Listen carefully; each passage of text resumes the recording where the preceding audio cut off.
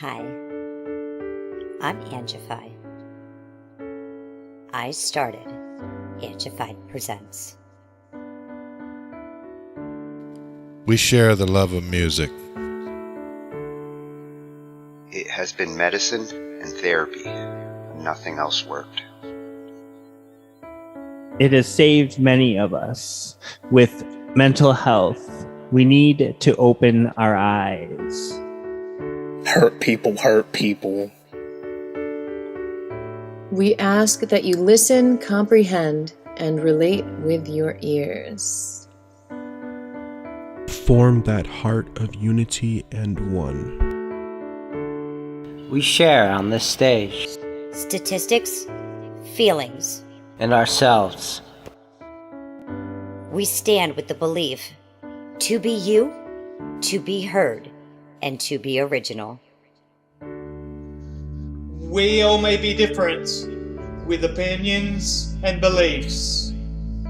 At the end of the day, we are all brothers and sisters. We are family.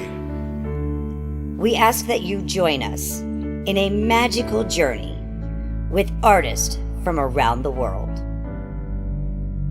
Open your minds, let in the love, and listen with your hearts. We all want a better tomorrow. Be one.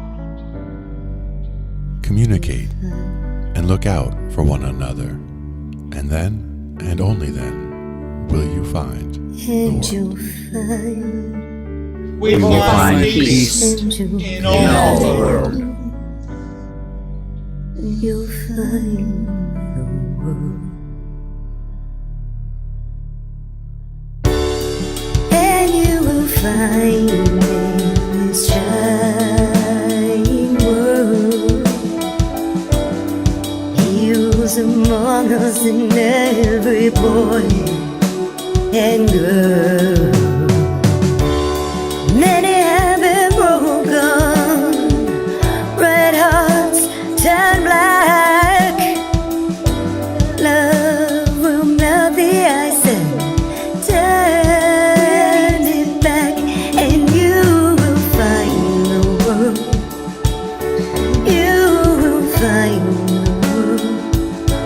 You will find the world.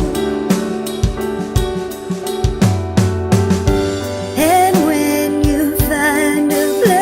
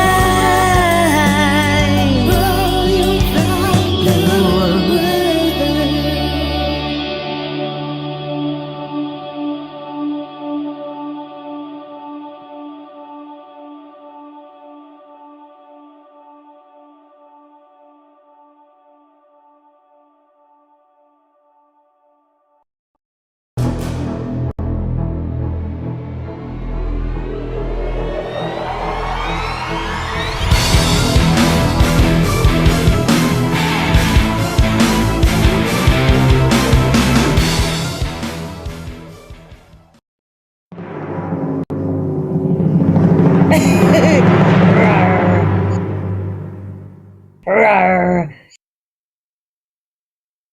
cover digital audio workstations and music tools. We explore theory, gear, and MIDI too. How to arrange, compose, and the art of arranging. Taking a look at AI and how the times have changed. On a PC or a Mac and even with a mobile device, we'll be talking about it all every Thursday night. From software to plugins and synths that entice. Dive deep into tech and let creativity take flight. Talkin IT. We're talking IT. Come and join in and have some fun. It's highly educational with a lot to learn. From bedroom producers to seasoned pros, we're breaking it down so knowledge grows. Whether you're a DJ or a beat making wizard, we got the tips and tricks to make your sound sizzle. Mixing and mastering, that's our jam. With the tutorials and tips on how much rev. Get the best quality from your setup and gear. Tune in every week and lend us your ear. We're talking IT. Come and join in and have some fun. It's highly educational with a lot to learn. We're talking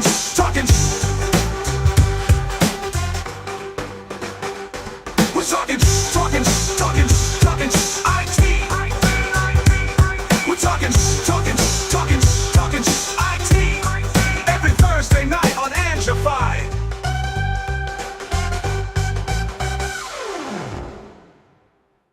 That way.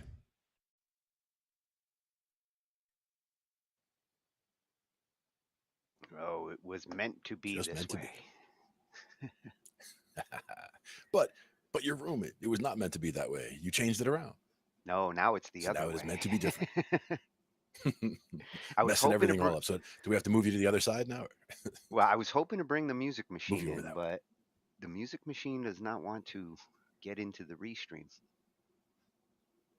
Nah, that's all right. Gonna have to Maybe do some next more time. testing. Mm-hmm. I like the look though. Looking down the keyboards from this side looks very cool. Looking down a We got a musical bunch of tunnel. stuff lined up for us this week. Yeah, we got kind of a guitar night tonight. Mm-hmm. Yep. Back and forth with a few different things. One for a setup, some for intonation, some for just gear in general. We have a few Some different for things. deadheads. Yes. We actually got 2 for deadheads. Nice. I love it. Oh, and this one I'm interested in how you unlock your guitar playing forever. That one's very interesting. Like one, just a quick thing on that one is the whole, when we talk about the 1-4-5, or we talk about the 2 and the 3 and the 6, the 1-4-5 are major, the 2, 3, and 6 are minor. When we're talking about the chords that are in a key, diatonic chords in a key, and this is an interesting way of looking at it on stringed instruments, and a way of seeing where the chord shapes are, and how you can just use, one major and one minor shape rooted on the 6th string, and one major and one minor shape rooted on the 5th string to cover all 6 of those chords, and that way you can play any song in any key just by sliding that shape wherever on the neck. So that'll be a good one. Oh, and speaking of major and minor, there's one in here we'll get to in a second. That's all about that. Yeah. Exactly. This is the one for intonation, I believe, on the bench. Yep. Yeah, and this is always an important subject to cover. We've talked about it a couple times. This is one that it actually gives a good visual, like shows with several different tuners. Like on his desk there, you see he's got 3 tuners. He's got the clip-on tuner on the headstock. He's got a pedal tuner in the middle, and then he's got a strobe tuner on the right, just to the right of that one. So you can see he's got 3 tuners hooked up in a row, not because you need 3 tuners in a row, but just to show you what it looks like when you're doing the process on each of the different tuners. Oh, I thought he was just being really anal. Well, you will see that some are more useful than others. Like some are, much more finicky, let's say, or they, they're able to show you a note. I have issues even just with, sometimes it would be like a snark tuner, like the clip-on that he has there is probably one of the little snarks like this guy. But I also had an older one that's, just a same idea, just a clip-on tuner that I use. But the idea is that, it reads from the vibrations, and some of them don't read very well in all places on the guitar, and some don't read very well on certain guitars. So like if I'm trying to tune my low B string, it doesn't come in well on that tuner. So I have to sit there and work at it to try to get it to tune on the note D at the 3rd fret. So it really, that's where I usually work. It really doesn't hurt to have at least 2 types of tuners just in case. Yeah, absolutely. Yeah. Plus, there's always, you lend one to somebody, and then, you got to make sure you get it back. But if they need it during the gig, leave it with them, and then you've got another one as a backup that you can use. So, that's never a bad idea either. Well, this is why I don't lend shit to anybody. That's another good point. Keep an eye on your shit. So we got a little bit of Yes. mixing and mastering too, mastering a limited mix. Yep. And we see a lot of that we saw a lot of it even when they first started doing mastering in BandLab, when you would see the wave files that are a solid brick. But, in some cases it wasn't necessarily a problem. It was just the way that mastering made it turn out.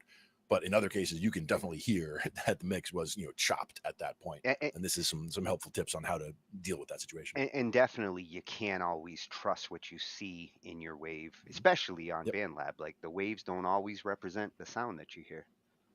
Yeah, I've seen waves where it looks like just a line down the center with just little bumps here and there, and it turns out to be a perfectly usable bass track. Yeah. It was something that was in there. It was represented well enough with little enough noise that we were able to boost it no problems. But that won't always be the case. Yeah, I think the wave sometimes gets confused from the compression, and it just shows like these peaked out waves, but you don't hear them. And when you don't hear them, it means it's not truly representing those levels. Mm-hmm. Yep. Oh, this one I stumbled across today while I was looking for guitar stuff and guitar modding. Since we're talking about intonation and things like that, modding a guitar seems like a lot of fun, and she's a pro at it. Excellent. That'll be a good one. That's a new find for me too. Yeah, and then me and James talking the other night about how to play faster and techniques. I couldn't resist this one.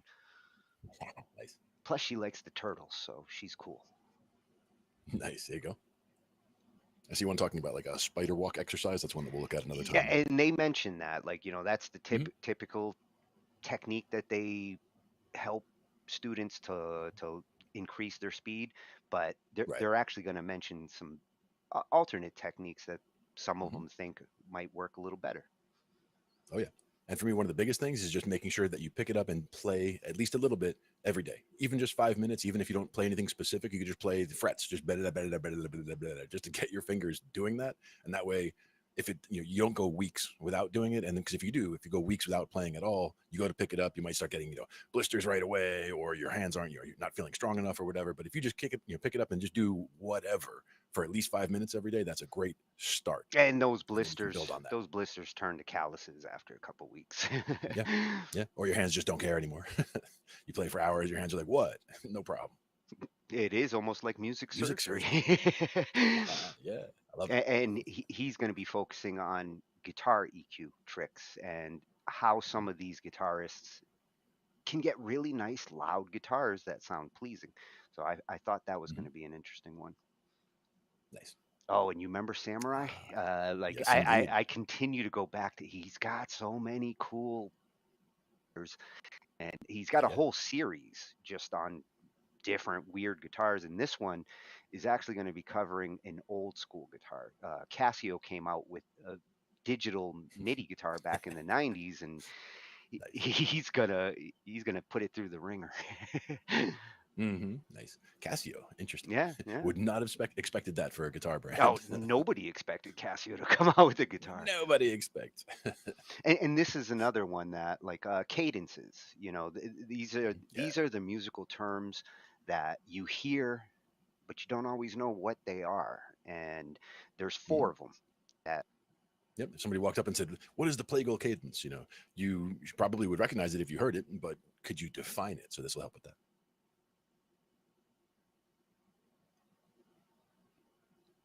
Oh, and the minor to major relation. Yes. Or major to minor, and changing a song from one to the other, and the difference that you get when you do so. Yeah. And this one comes from David Bennett, so it's good. Nice. Yeah, that's definitely a revisit. We've been there many times. And good resources. This is one that I was talking about when we were looking at some of the other controllers the last couple weeks, the MPE controllers. And right. This one's making a lot of noise on YouTube. A lot of these beat makers, synth guys, they're raving about this thing. Nice.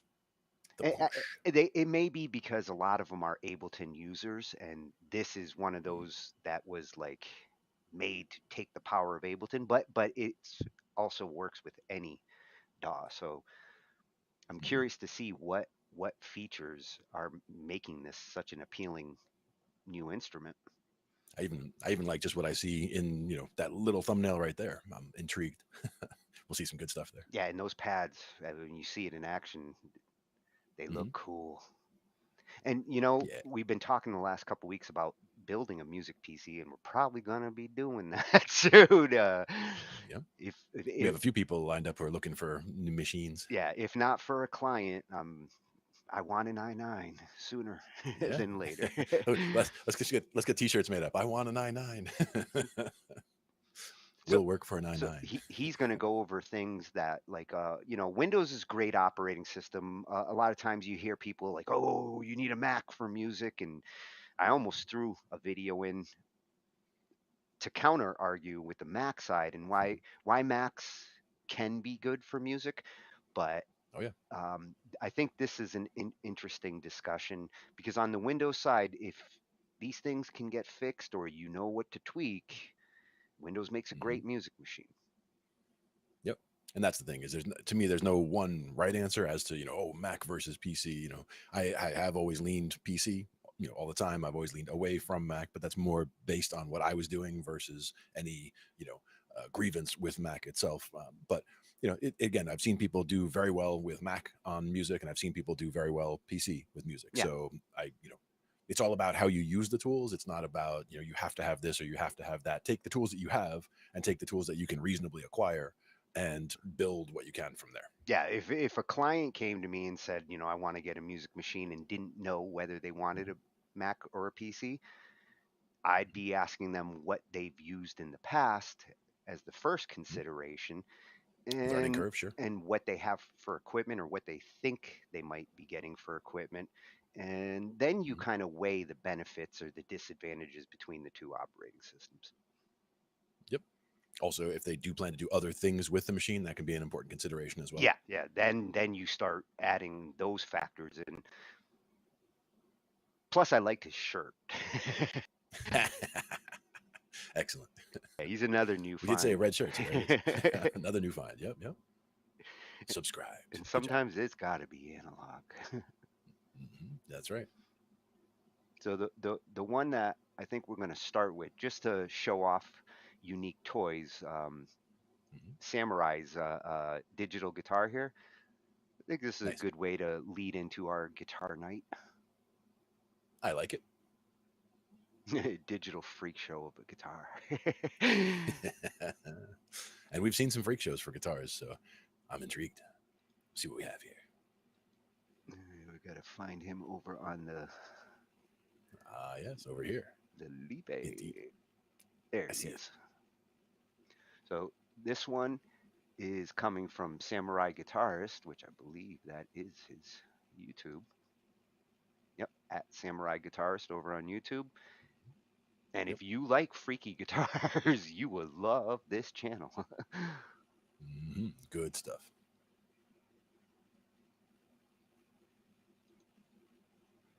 Everyone, and welcome back to the series where I demo the world's weirdest guitars. Today we are checking out a monstrosity from the 80s, the Casio DG20. Have you ever wondered what it would sound like if a cheap keyboard had a child with a guitar? Well, we're going to get to the bottom of that age-old question soon. But before we get into it, I want to quickly let you know some especially exciting news. As of today, I have just launched a brand new guitar course called Samurai Guitar Theory Beyond the Basics. This course is aimed at the intermediate guitarist looking to take their understanding to the next level. Among the things I look at are more complex chords, a deep dive into modes. It's all professionally animated. There's in-depth documentation, quizzes, lists of things to practice, and more. This initial month, it's 50% off with promo code EARLYBIRD. And if you buy it bundled together with my first course, The Rudiments, you can get both of them for the normal price of one using that same promo code. Links to that are in the description, or you can find it at www.samuraiguitartheory.com. Don't forget to use promo code EARLYBIRD. Anyways, on to the weirdness. Today's instrument, the Casio DG20, is truly unlike anything else I've ever seen. It's a plastic digital guitar made in Japan in the late 80s, and it looks like it belongs in a sci-fi movie more than it does my guitar collection. Now, playing guitar is pretty simple when you think about it. You put a string into motion by hitting it, producing a sound. That vibration is amplified in one way or another. You do this well, and you're making music. The way that the DG20 works is completely different. Built into this thing is a synthesizer, a piece of technology that digitally generates a sound. The guitar part of it sends information to the synthesizer, telling it what sounds to produce. I'll get into more details in a bit. For now, I think it's best just to show you what this can do. I've got the acoustic guitar setting selected. I'm going to kick in the drum machine, hit the mood lights, and see what happens.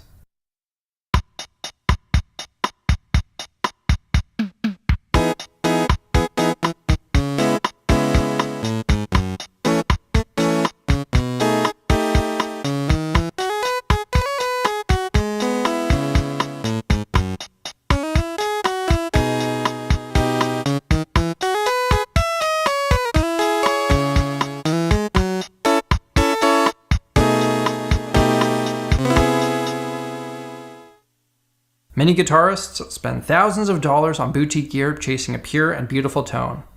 I spent $300 on this, and now I sound like a Nintendo Wii menu. Let's go over the features that this spaceship-looking Freakshow has to offer. First of all, there's a drum machine built in. Like you heard, I can select a number of different beats, like reggae for example. I can cue it to do a fill,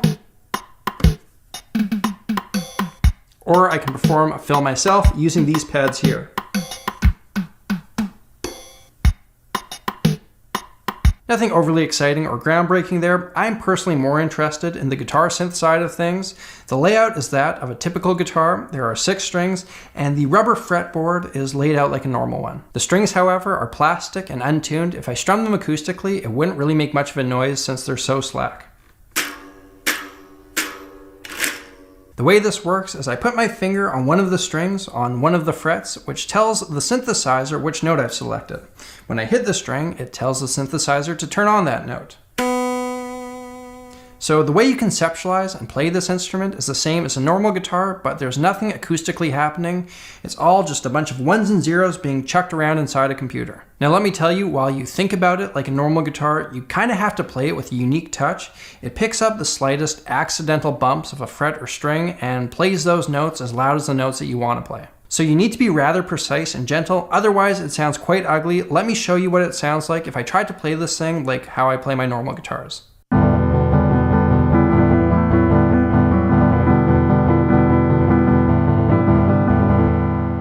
To me, that sounds like if somebody programmed a robot to play music, but they made a horrible, horrible mistake in the code. Since there's no string tension, I find that playing with a pick doesn't really work. Instead, finger picking offers much more control. Here's that same example that you just heard with significantly more precision.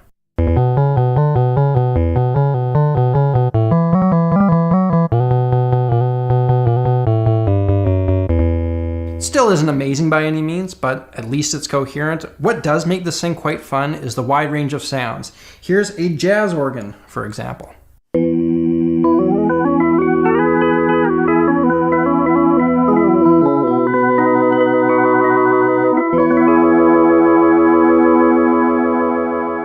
I guarantee you, someone somewhere in 1987 would have played one of these at their Sunday morning church service. And what a sight that would have been. Let's check out another setting. How about distorted guitar?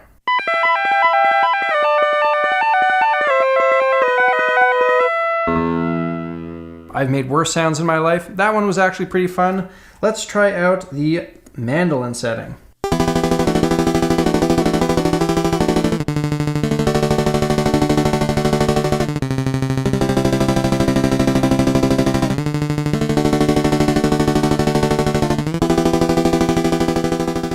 If the boss theme from a vintage NES game sounded like a mandolin, then that would have been pretty dang close. Now, how about my personal favorite?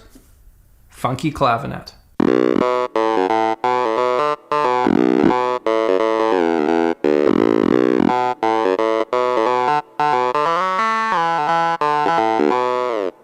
That one setting alone makes this thing worth it. If I retire from YouTube, I'm telling you right now, it's because I've gone out into the world to try to make it as a DG20 funky clavinetist. So that brings us to the point of the video where I give you the official Sammy G review.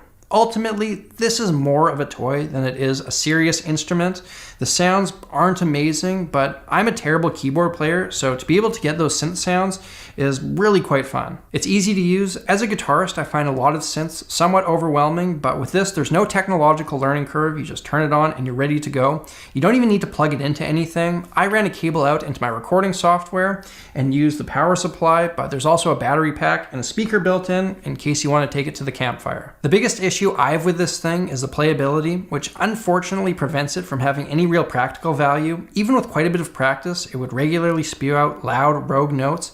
Every example you heard today took me far more takes to get sounding good than normal. Final verdict, it's quite fun to play around with. They're pretty cheap, but if you want the sounds that this thing does in a professional setting, you're better off getting a MIDI pickup or learning to play the piano. To wrap it up, here's a jam I made entirely using sounds from the Casio DG20.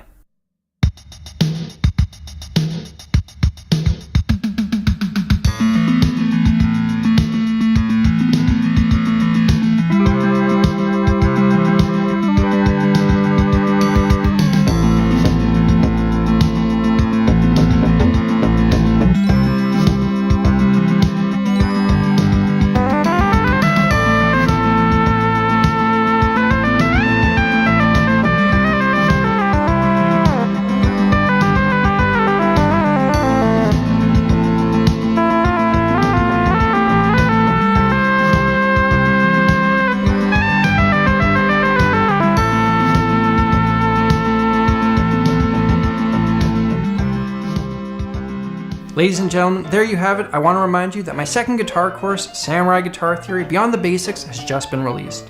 I'm especially excited to be able to offer something to the intermediate guitar player looking to take their playing to the next level. I never considered myself all that naturally talented. In order to get where I am, I needed to develop a musical system. That system is what I teach in my courses. There's some tougher concepts that I go through, like modes and extended chords that many of us struggle with, which is why I hired a professional animator to make those things as clear and intuitive as possible. For this month, Beyond the Basics is 50% off with promo code EARLYBIRD, and if you buy that bundled together with my first course, you can get that one for 50% off as well with the same promo code. You can find that over www.samuraiguitartheory.com. Thank you all for watching. If you want to get caught up in the series where I try out Out of the Ordinary guitars, you can hit that link up there. If you're new here, hit that subscribe button and stay tuned for regular musical content. If you enjoyed this video, let me know by leaving a comment and hitting that like button. Until next time, I'm Samurai Guitarist, and I will see you again soon. Namaste. Namaste. There. That was what we're looking for. That's how he Samurai gets those guitars. nice charts, though. He got a pro for his animations. Yep, that works. Definitely one way to do it for sure. And I like it. And Very, I can't believe it. They're still getting $300 for that thing. I mean, it was expensive back in the 80s, real expensive, but that's still getting a premium for 2023. Now, Mr. Jacob says no sound, but I think he just needs to refresh. Do you hear me now, Jason? He just If says you super yell low loud volume. enough, he might hear you. Hey, Jason. I think he's over that way. But he's really far over that way. Quite far, in fact. But yes, Samurai Guitarist there. And a very cool little thing. Like you said, more of a toy. It reminds me of one, I can't remember the name of it now, but it was a small, essentially the one I had was more of a toy guitar, and it was, $20 or whatever it was. Same idea where what you were strumming were strings that were like fishing line that were slack. So there was like, they weren't tight like guitar strings would be, and they didn't sound like the note that you're supposed to hear when you strum it. But it wasn't the point. The idea was just to register that it was a strum. So you just, and as he said, finger style was the, made most sense. Still say our mics are lower, so let's go. Let me go up to 125%. Look out, 125%. What about Tony? What if we bring him up? I'm gonna bring him up to 125. Try that, Tony. I'm at 125. Oh yeah, maybe that's better. So yeah, I just brought up the volumes in here. We'll see how that does. Make sure we're not too loud. At the same time, how loud is the these? These sound good here. Cool. And they sound better than that Casio. And in you can fact, you can see why that never really took off, right? yeah, Like, at that time, guitarists didn't want to sound like keyboardists, and any keyboardist that wanted to sound like a guitar didn't want their guitar to sound like a keyboard. Yeah, true. But he It's all makes a about good what you're trying to point. make. Yeah, he makes a good point that, like, if you were serious about getting a MIDI guitar these days, the best choice would be a MIDI pickup. If I was going to try to get a MIDI guitar now, I'd want to get pickups in the guitar, and that's where you're going to get the lowest latency and the best performance. And that's the other question, is what you're trying to accomplish as far as the music you're trying to put down. If you're trying to do guitar parts, if you're more comfortable playing keyboard than guitar, you might want to do the keyboard with the guitar sounds and have the really good sounds for that. But at the same, to really get guitar inflections, let's say, like the bends and all those types of things, the bends, the slides, all of that kind of technique, we'll say, you really do need a guitar or a guitar style controller in order to get those kinds of things working. You see them do it on keyboards, or they try to do it with, Aftertouch and with Mod Wheel and all that kind of thing. You can try to get some of that happening, but you really do need a stringed instrument, I think, to get the real flavor of guitar. Yeah, and if I remember correctly, those had like plastic strings. It was like nylon. Yeah. Yep. And that was the thing, the little toy, whatever it was that I had, same thing. It was just short little strings that only the strumming part is where the strings were. And the fretboard was actually just buttons. So it would be, you hit this string and it was just a big button, like, third fret was just a whole third fret, but whichever string you strummed would then sound on the third fret. So you didn't have to get really accurate with where you were fretting notes, but you needed to be on the correct fret. So it was more Guitar Hero style, where you're just hitting the correct, hit the right button, the red one, and then strum on the third string or whatever. Take the reds, man. Yeah. But I can see how it would also, if somebody got used to playing that, it would, lend towards being able to play a guitar later. It did have that same playing technique, at least to get you started. Like, at least, or recognize that this note is on this fret, and then moving up one gives you this sound. And, as you're making those associations, it would get easier over time to even just play, regular guitar from using a controller like that. Slither Joe in the house, and Roland. He mentioned Slither Roland. and Jason and Uni, everybody hanging Roland did have a MIDI guitar as well at one point. Now, I would imagine, would that be with better sounds as well? Because I mean, like you said, the sounds in that particular one were pretty basic, and even the Casio keyboard, the pretty basic Casio keyboard that I have, as you mentioned, has even better sounds. It's just electric piano, but I mean, it's a pretty decent sound compared to what we heard in the guitar there. But again, it also depends on what sound you're looking for. It was a very retro sound going on. Well, and another thing to consider is that thing does have MIDI outs. So if you wanted to do the MIDI, but you didn't like the sounds that it comes with, the MIDI out will go to any synthesizer. That's the beauty of MIDI. Hey, what's happening tonight? Everybody hanging out today. Now, we did that was like the intro to guitar night. Started with the Franken guitar, or the the monster guitar from Samurai there. Then we had a couple of others that were for intonation and checking your setup and things like that. So I'm not sure where we wanted to go next. We can go to a couple different things. What are you feeling, Tom? Intonation one is a good one. It's a good topic. Yeah. Now, the intonation one was also referenced from within the setup one, so it doesn't matter which order we do them in, but those are both short. They're about 4 minutes each, but give you an idea of how to set the intonation on an electric guitar. In this case, it's a Strat style guitar. But just, some very basic stuff, but it's good stuff to check. And it's stuff that even on an instrument that's been playing well, that, that I might not have had set up professionally for a year or so, I would still go back and look and realize, hey, maybe I do need to adjust the truss rod a little bit, or maybe I do need to, recheck the saddles and make sure the intonation is just right. Because it really, having an instrument that is perfectly intonated is so key, because just everything sounds so good. Like if you're playing, a chord high up on the neck, it rings true and it sounds the way it's supposed to. Whereas if your intonation is out, some of the notes will be sharp or flat, and just the whole thing doesn't sound quite right, and it's not as rewarding to play. Now, when you buy a new guitar, like say at Guitar Center, you'd want to intonate it, or would you trust them to have already intonated it? It's kind of a question on what range guitar we're talking about. If it was a bottom of the line $100, $200 like just base model or something, I would assume it's not set up well and that it needs to be looked at. But that's the kind of thing that I would look at myself, and these videos will show us exactly the kind of things we need to look at.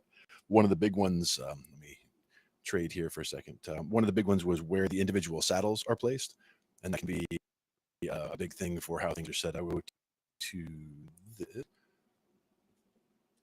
and let me swap in over here. There you go. Because if I go to look at a guitar that's brand new and the individual saddles across here,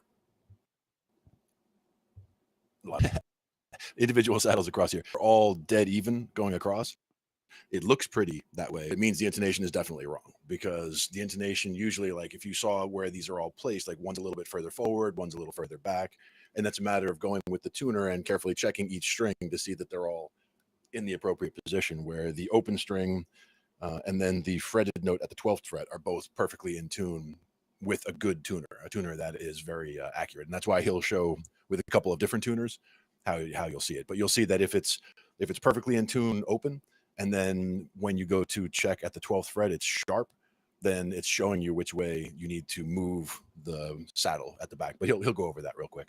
But definitely useful information. And that site was... That is Philip McKnight on YouTube. Yep. And again, these are just a couple of short little, like I think it's 4 minutes each, one on intonation and one on the general setup process itself. The intonation is like a subset of that general setup process, but we can start with either one, doesn't matter.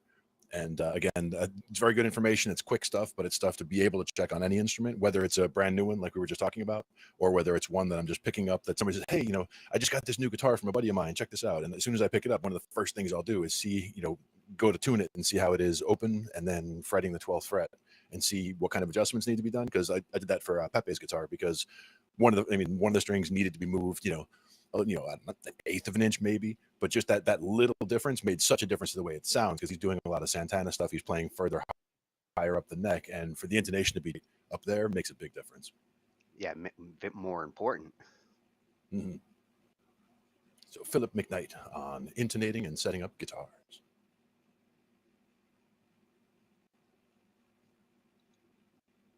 Today, we're going to show you how to intonate a guitar from scratch. To do this, you're going to need a couple of things. First, a tuner. I'm using a Peterson strobe tuner. However, a quality floor tuner would work great, like a Boss pedal, or you can use a snark. Keep in mind, for the basics of this video, any tuner will work fine. You're going to need a measuring tape. This is important. You're going to need a screwdriver, a Phillips or flathead, depending on the style of guitar you have. Side note, I like to do my setups and intonation holding the guitar in the playing position. However, it's impossible to do videos like that. Don't let anybody ever tell you there's only one way to do something. You can experiment with using it on the bench or in the playing position. It's up to you. Step 1. What if you get a guitar, doesn't have strings, you have no idea where the saddles are supposed to be set? Where do you just start? And it's super easy. This guitar is a Fender guitar, or a Squier to be more accurate, is 25.5-inch scale. What that means is the first saddle, the low E, go ahead and measure from the inside of the nut, right here, to the tip of that saddle, or really where the string breaks off the end of that saddle, and it's exactly 25.5 inches. If you were a Paul Reed Smith, you'd be at 25 inches, or a Gibson, you would be at 24.75. And of course, there's all kinds of variations, so check the specifications on your guitar. Let's go to step 2. All we're going to do is start with the low E string and tune it up so that the tuner says that it's perfectly in tune. And then we're ready for step 3. Go ahead and press down on the 12th fret and pluck the string the same way you did before, plucking it. And you'll notice in this case, the guitar is sharp. Now, if it's sharp, there's 2 easy ways to remember what to do. If you're looking at a tuner like this, if you hit it and it's sharp, you'll notice it's pointing this way. All of them, all 3 tuners are pointing this way. Then you would push the saddle that way. If you were flat and the tuners were moving this direction, then bring the saddle towards the nut. When the note is flat, go towards the headstock. It's easy to remember because the headstock is flat surface. So if you're flat, go to the headstock. The bridge is a sharp surface. So if you're sharp, bring the saddle towards the bridge or the back of the guitar. So in this case, what we'll do, go ahead and hit that E again, make sure we're still there. Pluck the E, which is now going to say we're sharp, which means we'll bring the saddle back, loosen the string just a little bit. Once the string is loosened, go ahead and make an adjustment. Now, you want to go in small adjustments depending on how extreme. If you're very sharp, Don't feel bad if you just want to take a couple turns at it like I am right now. Go ahead and tune it back up. Go ahead and same force, pluck that. And you see it's less sharp than it was before. Repeat the process. Loosen the string. Go ahead and bring the saddle back just a little bit. And keep in mind, we're moving in increments of like 1/2 millimeter at a time. So now we'll tune the string back up to pitch and then check it on the 12th fret. And there we are, we're perfectly intonated. And now we'll just repeat the process for the other 5 strings. This is important. Let's say you're following my rules and the note is sharp and you're bringing the saddle towards the back of the guitar and it's getting sharper and sharper. It's not fixing itself. At that point, the best thing to do is stop what you're doing, go ahead and measure again and put yourself back to that exact scale length of the correct scale length of the guitar again and start from 0. Sometimes the rules are different because of the angles, the height of the strings. So it's important that you understand that if you're having that problem, don't feel bad, just start from scratch. Well, there you go. That's how you intonate your guitar. Keep in mind this channel is supported by you guys, so if you give us a thumbs up, maybe subscribe, check out the merch store or become a patron. All of those things help this channel continue to grow, and I thank you for that. And until next time, know your gear.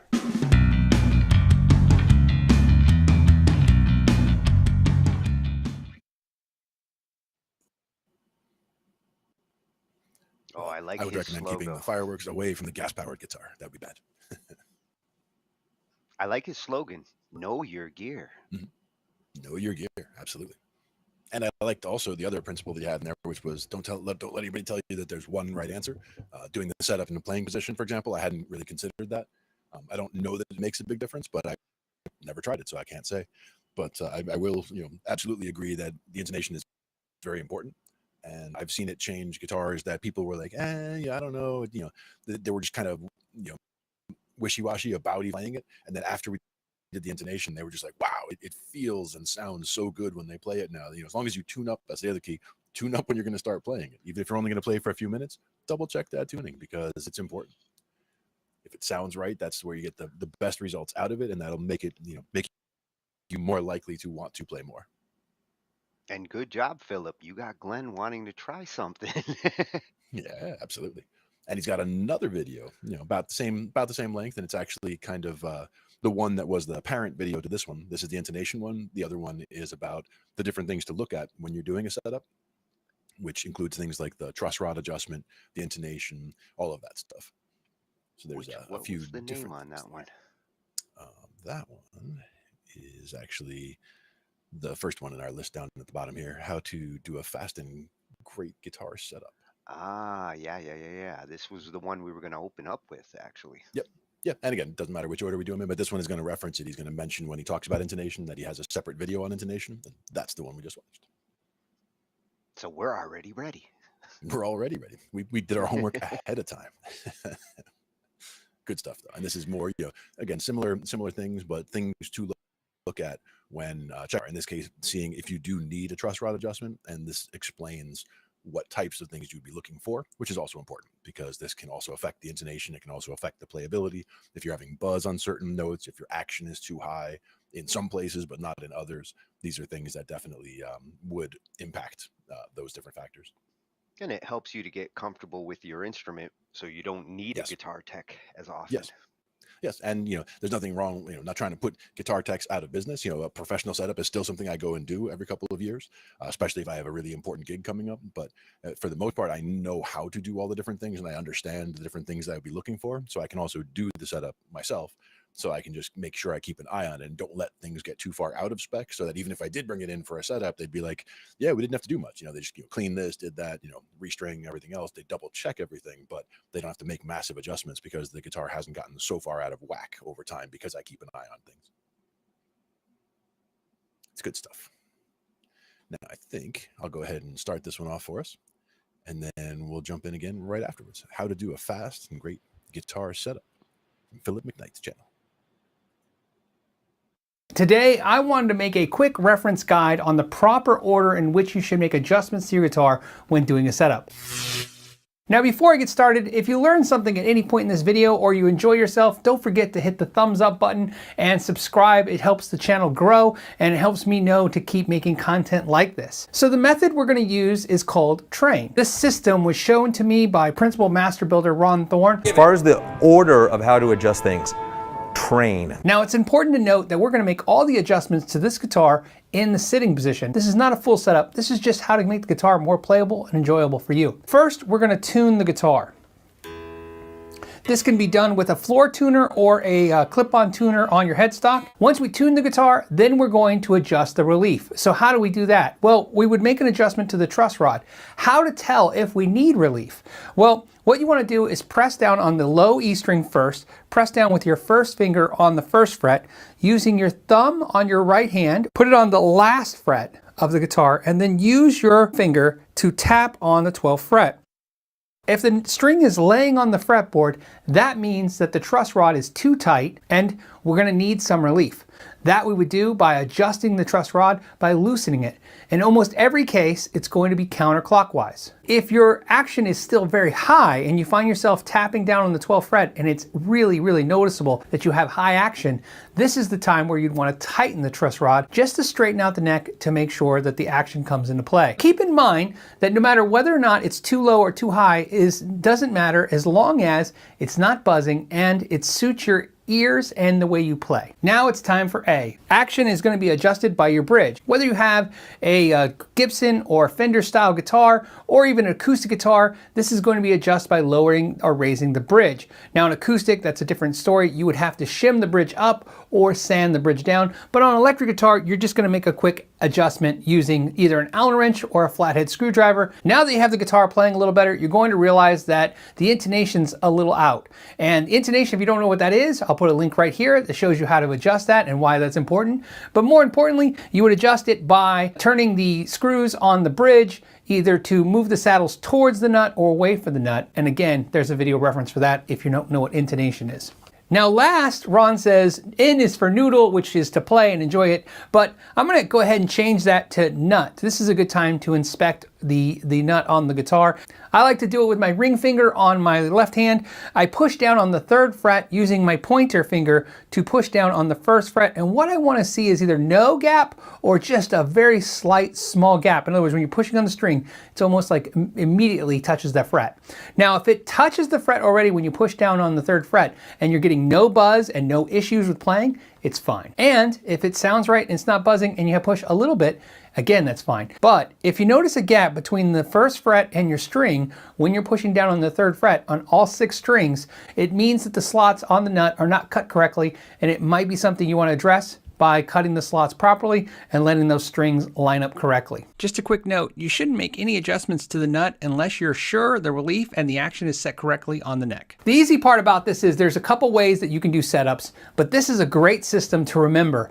So if you do this and the guitar is still not playing the way you want, well, you just repeat the process. You would tune the guitar, adjust the relief, set the action, set the intonation, and then check the nut, or just play again and make sure it's fine. Either way, just repeat this process. This is the order in which you can do setups. It's a fast, easy way. And again, I want to thank Ron for giving us such a great acronym. It's a great way to remember the order in which you should make adjustments to your guitar. As always, I want to thank you guys so much for your time. Till the next time, know your gear.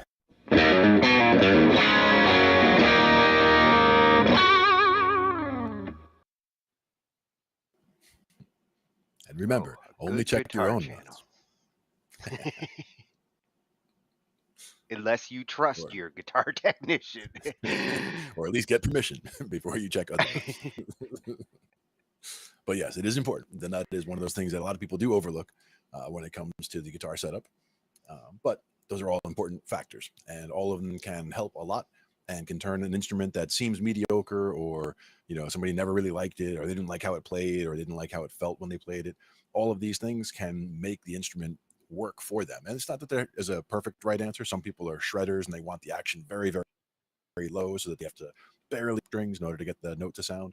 Other people want high action so that they have to really push down so that notes don't sound by accident, and they really have to intentionally push down. So it's what works for you, and it comes to getting used to your gear, know your gear, and figure out what it is that you're trying to accomplish with your stuff and what feels and like literally train yourself. I Yeah, like that. exactly. I like that too. Analogy. Yeah, good acronym that they chose there for that.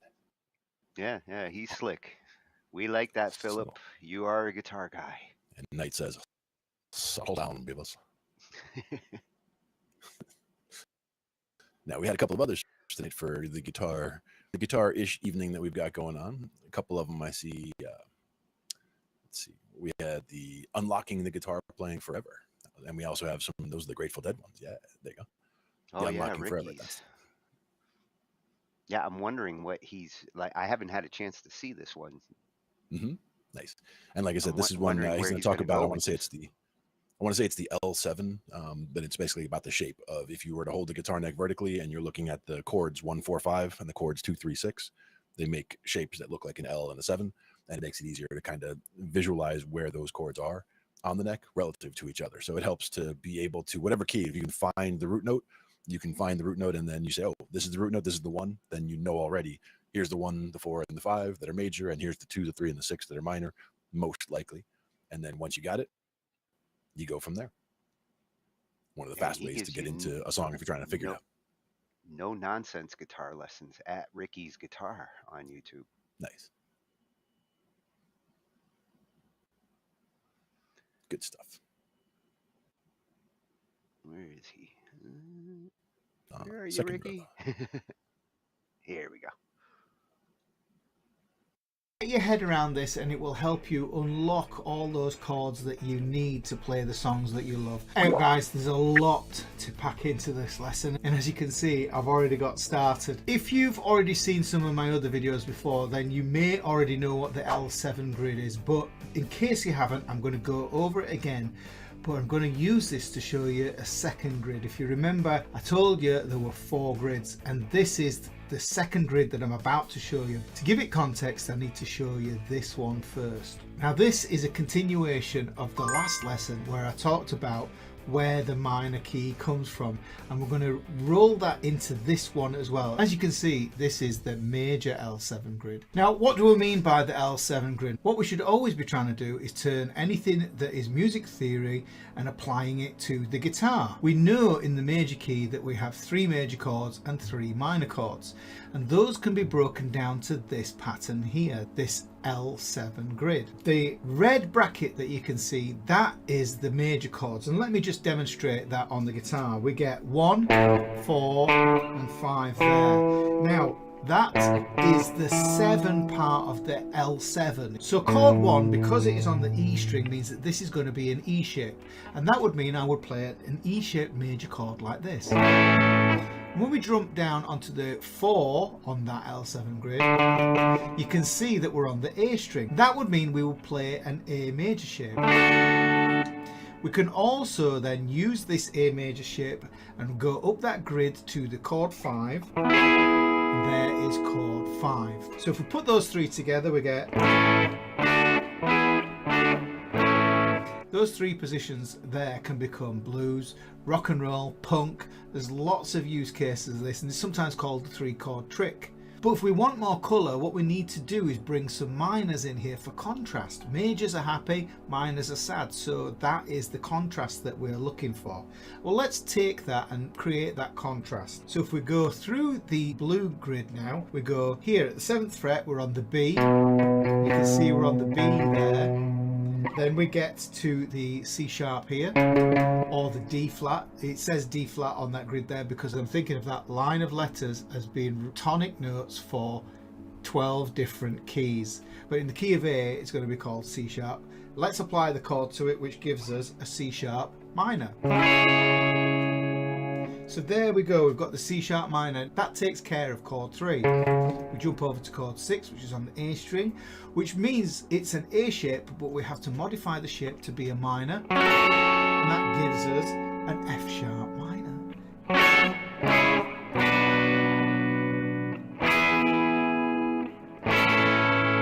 And in the end, what we get there are the 6 chords that we need for the key of A major. I've left out the diminished because we don't need those. We can apply those later if we're playing jazz or classical music, because frankly it doesn't really come up that often in popular music. So tying into the lesson that I talked about where the minor comes from and how we derive it from the major. We can do a similar thing with the L7 grid. The same chords exist for each key. We get the same chords for both the major and the minor key. They are just in a different order. And if you haven't seen that video, watch the video in the end card, and you may have to come back to this video again, but that's okay. So what I've done here is I've changed it so that the chords are the same. The chords haven't changed, but the Roman numeral chord name for the chords has changed. And that's really important that we use these Roman numerals. We can actually think of them as Nashville chord numbering system as well. So what we have to do is we have to flip it around. We have to think of this as being chords 1, 2, 3, 4, 5, 6 in the minor key. Let me just play them in order. We've got chord 1. Chord 2 would be a diminished chord, but we're not playing it. Chord 3 is here. Chord 4 is here. Chord 5 is here. Chord flat 6 is here, and that is a major chord. Up a whole step, we get the flat 7 major. Up a step, we get back to chord 1.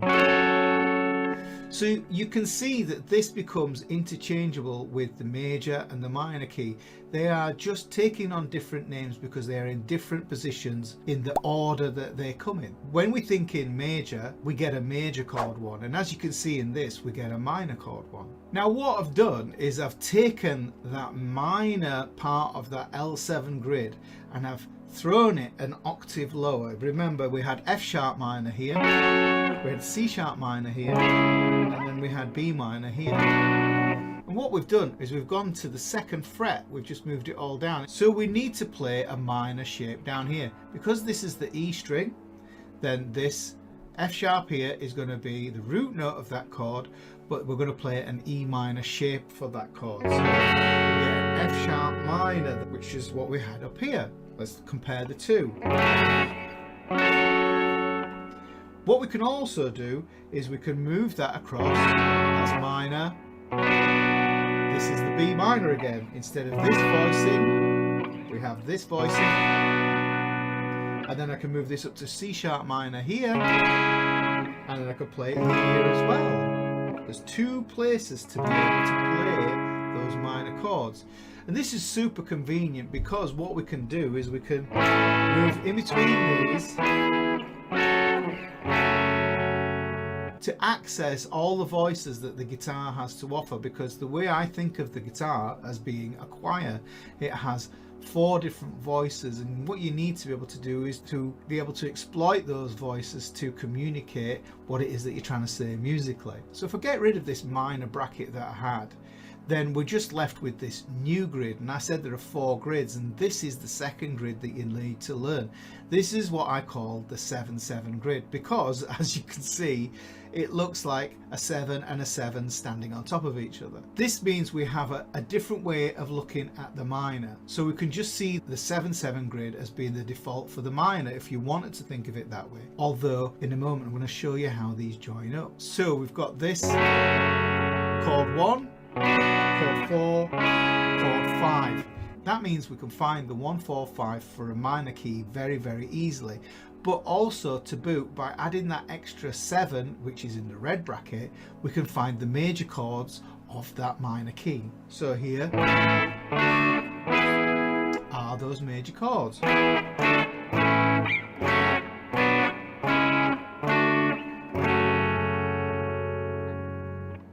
This becomes a really useful thing when we want to find out where chord 5 is, maybe turn that into a major, because that's what we would do if we were trying to do something in harmonic minor. Listen to this.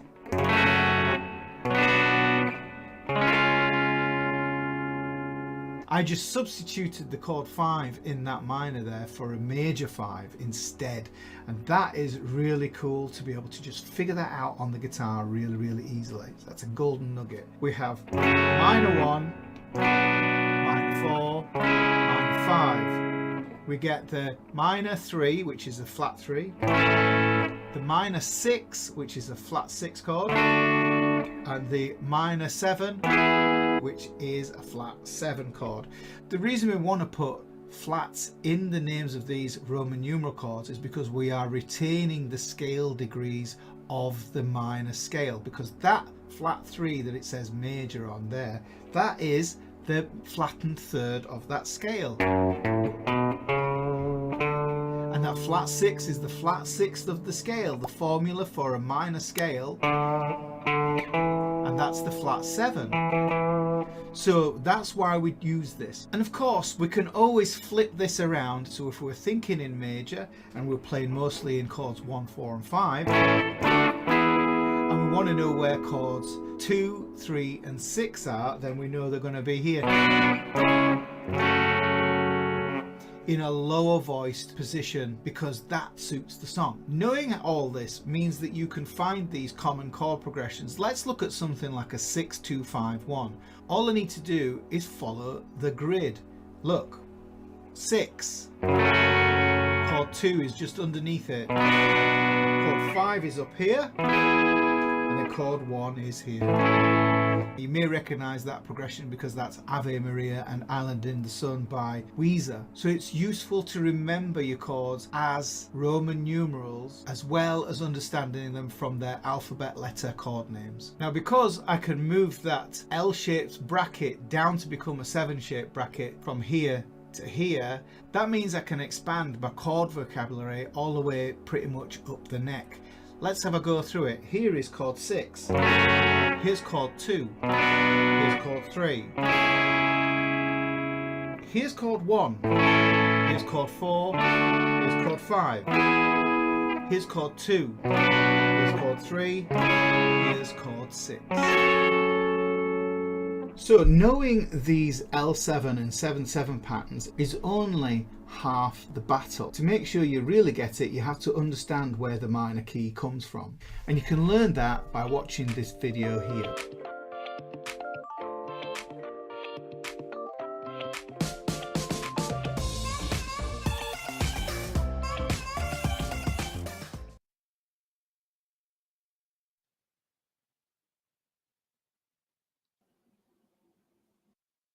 Yeah, more good info there. Stuff. Good stuff. I really do like the visualization like that. 1, 4, 5 and 2, 3, 6. And once you realize that they just repeat over and over everywhere else on the neck, you know, everything is really just right there. And you know, it's not, you know, not millions of it's all over the neck that you have to worry about. Just worry about the one, you know, you find the root note of the song is that you're in, and you figure out the relationships to get everything else happening. And I saw the We'll L7. talk about major and minor stuff later. Yeah, the L and the 7. Nice visual stuff. That helps a lot as well, to help to remind people how it works. And I like And that he repeating of the song. emphasized that, you know, start thinking in Roman numerals, because once I understood the Roman numeral approach, music made a lot more sense. Yep. And in it is more often seen in keyboards where people get stuck playing in only a couple of keys, only playing C major and A minor, maybe G major, maybe D major, but they kind of avoid some of the quote unquote complicated keys where there's a lot of sharps or a lot of flats, whereas it's not really relevant because you can just move up a fret and play the same thing that you just played, and it's the same thing, but now instead of C, it's in C sharp, it's D or whatever. Transposing on the guitar is very easy. Just on the keyboard, you have to mess with all the sharps and flats. So I get that a lot of people, it's a little bit different when they're dealing with keyboards in terms of, you know, not necessarily being comfortable playing. Oh, you got to claw through a But it comes with keyboard time. like all over the place. Yeah. But we still have a couple other guitar things for tonight. I think we have a guitar EQ video over here, and we also have some noodling ones where we're actually going to listen to a little bit of a jam track going through, and just ideas of how to work with a jam track, which are kind of fun. But we'll check those out in a minute. Yeah, and this EQ one is music surgery.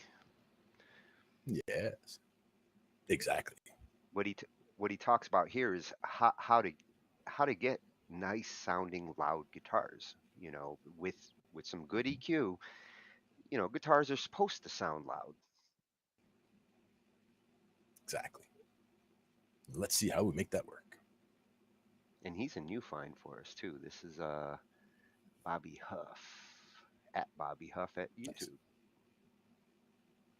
And yes, Uni makes it much easier to transpose because, you know, the 1 is the 1, the 4 is the 4, and whatever key you want to do it in, if you want to drop it to, you know, drop it down because the singer's voice is a little sore today or whatever, you can make changes like that on the fly without everybody having to reimagine how the song goes in their head. Unless they're a keyboard player where they do have to do that, or use the transpose button to just transpose down or whatever.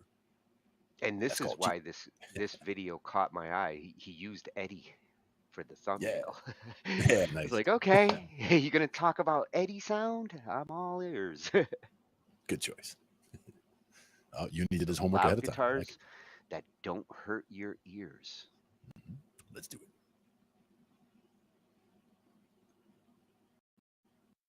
How to get loud guitars without hurting your ears. Next on Music Surgery with me, Dr. Bob. Hey, you guys, quickly before we get started, please hit the subscribe button and ring the bell. And don't forget to check out the Doctor's Lounge, my store, and the links to some great samples below in the description of this video. We've all heard Eddie Van Halen's beautiful brown sound, possibly the greatest rock guitar tone ever. But you ever notice how you can crank up a Van Halen song super loud and it doesn't hurt your ears? Well, most rock songs do. Here's the secret.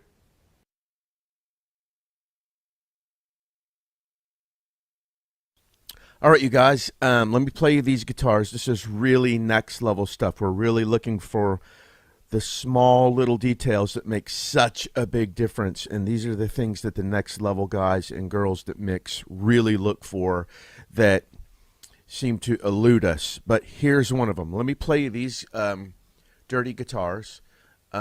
These were well recorded, and there's nothing on these. They're just panned right now. So check these out.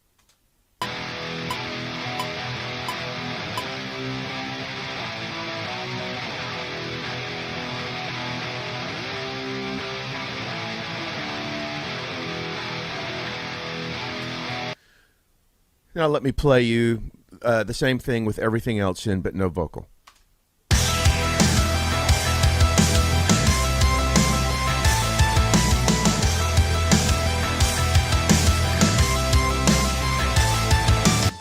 Okay, so good sounding guitars. What everyone will tell you to do in a mix to really get that bite, to get the energy, is to go to the 1, 2, 3, 4K range and really find that energy spot. So let's find this. I'm going to play the guitars.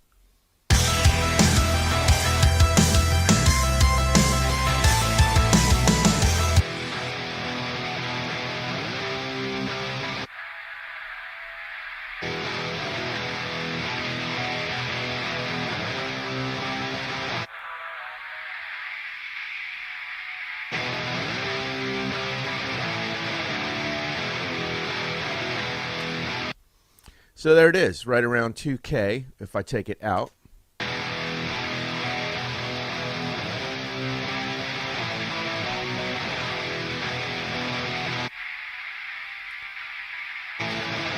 So that's what is accentuated when I solo this.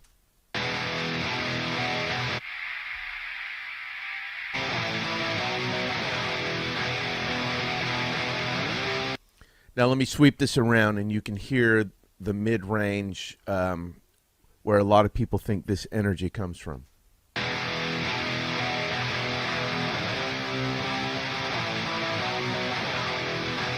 Starts to go away there.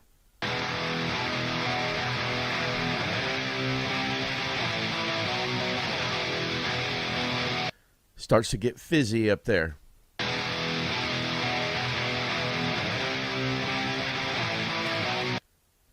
So let me play this in the track now.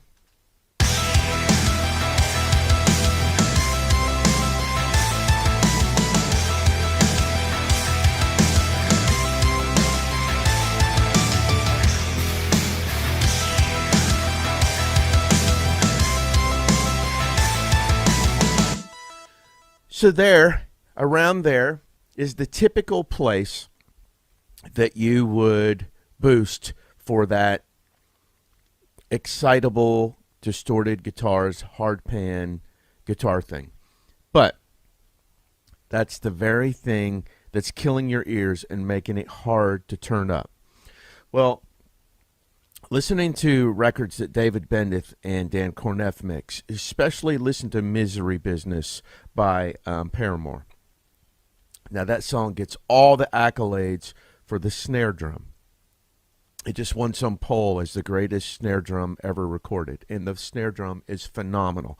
I did a thing a few weeks ago and kind of recreated that snare drum. I'll put a link right here, and you can download. There's 6 or 8 different snare drums that made that drum up. I'll put a link there. You can download the parts to kind of replicate that snare.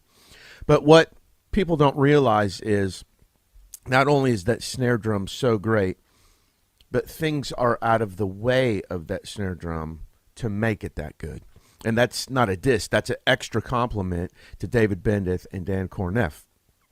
So here is what I find when you really get to the next level guys or females, whatever, who's ever really detailing here. There's another frequency range that you can find energy in with these guitars that's lower.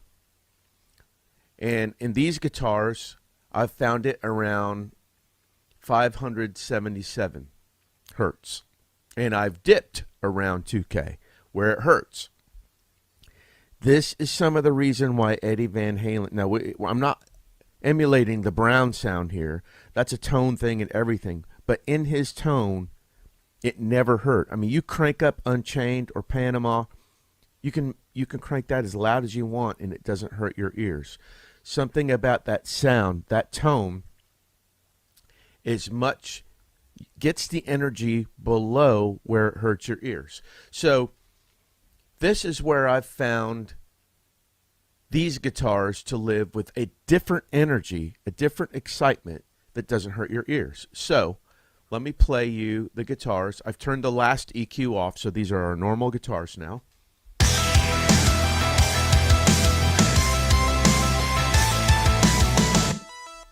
Now let me turn this EQ on so you can hear the different energy and where it's placed.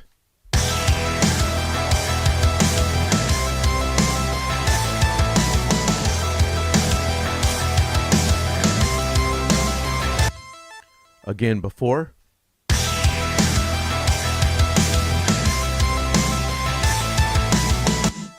With.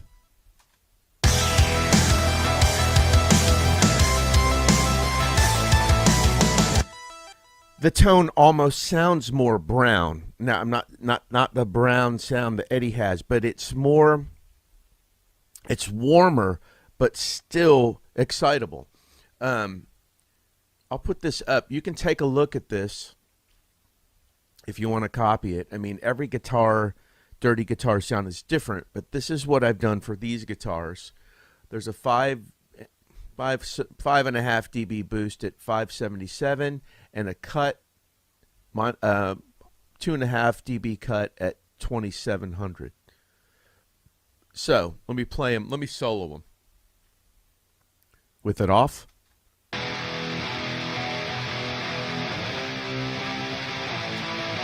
With it on.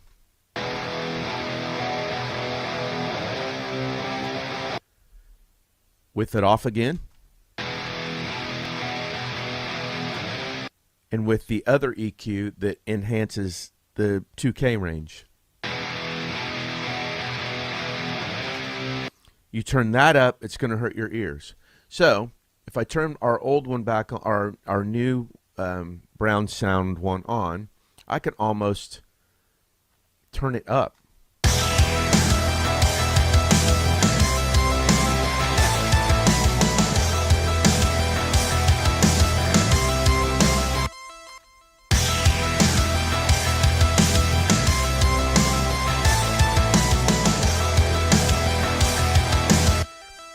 The other thing this does so magically is it gets those guitars completely out of the vocal range. And, you know, obviously I can go in here and mess with how much I've turned it up.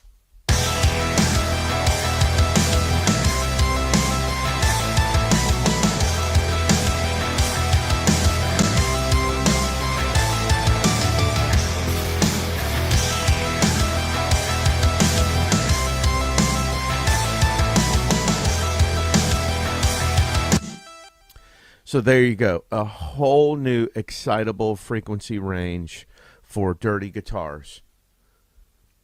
Try cutting in, sweep this range for what's hurting your ears.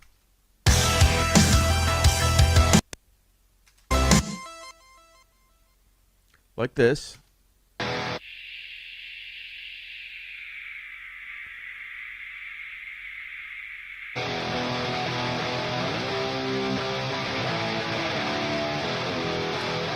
And then sweep this range for the power around 500. I mean, I know a lot of people hate 400, but this is above that.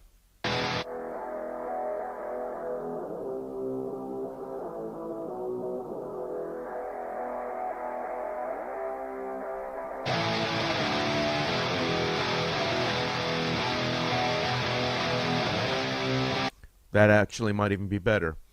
Around 600 at plus 3.5 and 2100 minus 2.5. Now, obviously, that's for these tones. But take a look at that and try this on your next rock song. This is going to get it out of the way of the vocal, and this is going to add some power in this frequency range. The top of your snare is going to be up here. The bottom of your snare should be down around 100. So this mid-range is really going to be great for rock. We play it one more time.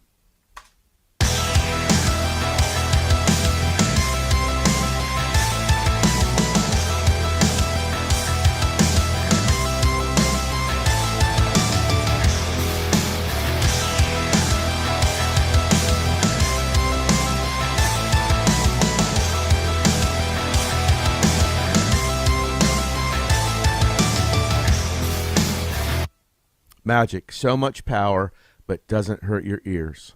Well, there you go. An entirely different powerful frequency range for rock guitar that doesn't bite your head off. Find this hidden treasure in your mix and turn it up loud. Thanks as always for watching. Give me some comment love and a thumbs up below, and hit me at drbobmusicsurgery@gmail.com if you want to say hello or you want me to work on your music. Take care of yourselves and each other, and I'll see you the next time the doctor's in.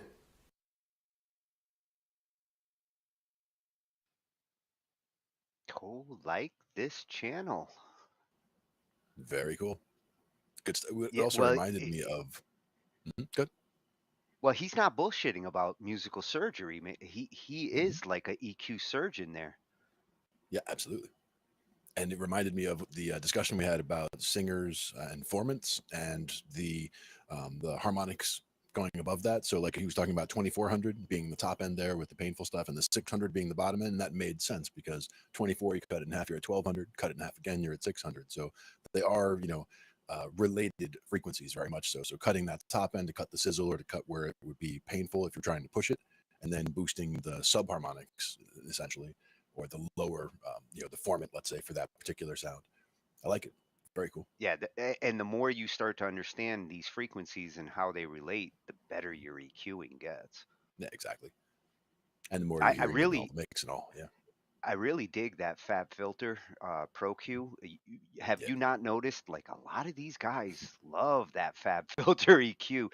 Knight was mentioning, he uses Logic in the EQ. That the good thing about what you saw there is it applies no matter which EQ you're using. It's all about implementation and Yep. But if you do look at the approach that he's using is important, because being able to see the real-time analysis is important to see which areas are boosted the most, and then you can really just pinpoint exactly what he's looking for by the harmonic sequence, exactly, Uni. By soloing that particular section and then going back and forth, you hear the it's like you're tuning an old radio, right? But the idea is that you're listening for where you're getting the most energy out of it to see whether, this is bad energy that you need to pull out, or if this is where the energy boost needs to go to fill in or replace where that energy was. Very good. and that really is what some of that like sound that's going on in the background is. It is the energy, or sometimes it's the noise. It's the thing that's giving you pain. Yep. And understanding that the Q is the, how wide you're pulling. Like if you pull, one frequency down into super narrow, super low Q, that's super tight pull, or if you have it as super wide and you're trying to bring the whole area down. There's definitely different things that'll happen in each situation. How much are you trying to pull out of the whole thing versus just that one point?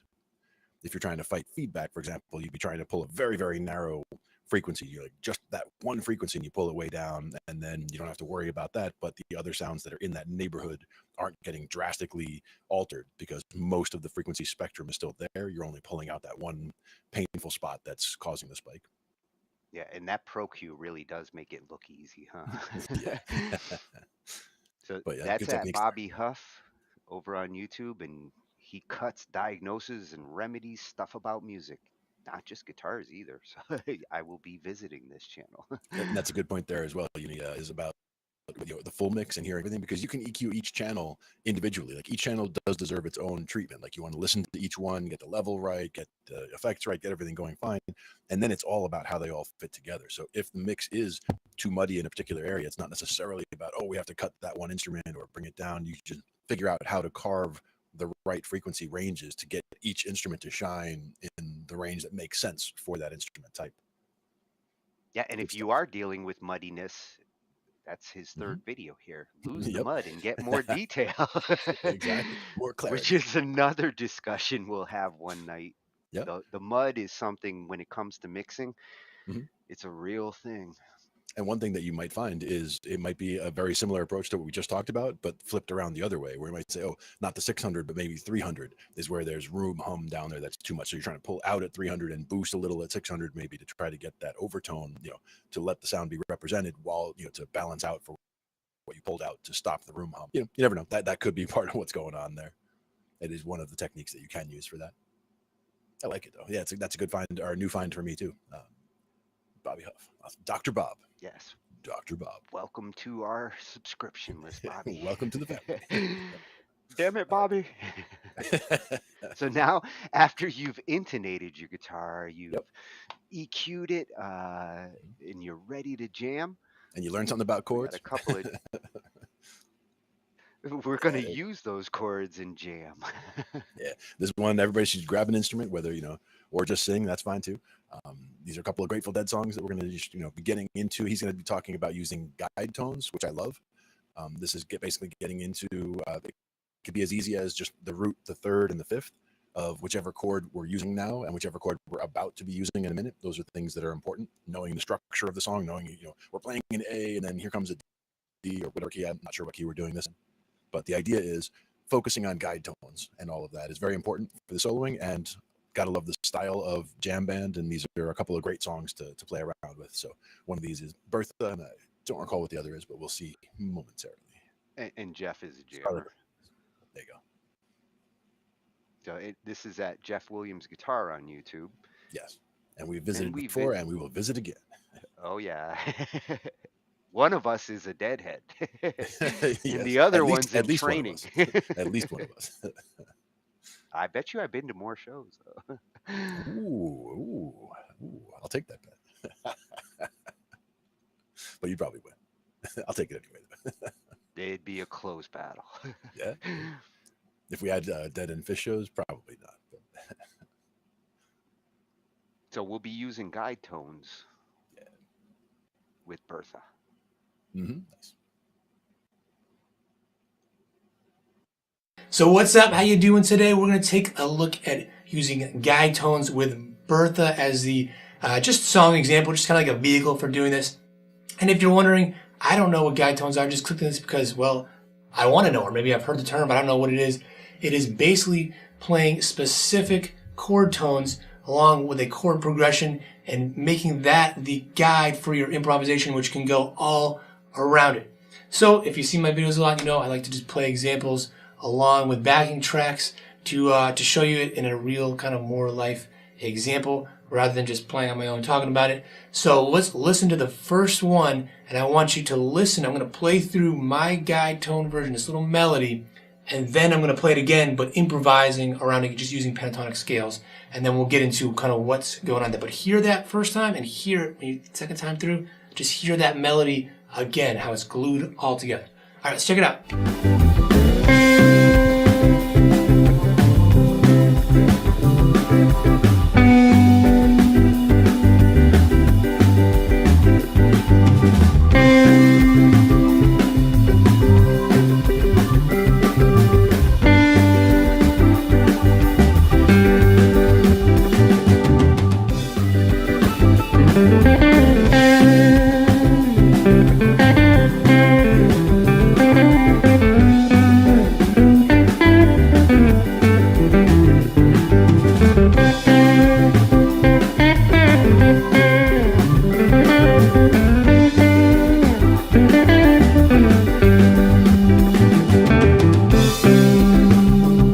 So what I've got going on here, the first example is we're playing just C and G, right? And we're just gonna just keep it real simple and just use the pentatonic, right? So C major pentatonic. And then for G, you just gotta change one note.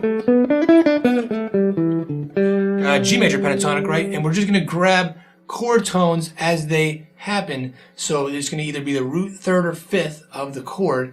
That's the basic, if you don't know, the basic building blocks of the chords. And they all each have like a different relationship to the chord. The root, you know, fits right in there. It's the name of the chord. That's the most obvious. C is C. It's the root, also the one. But think of it like a tree. It's like the roots growing up.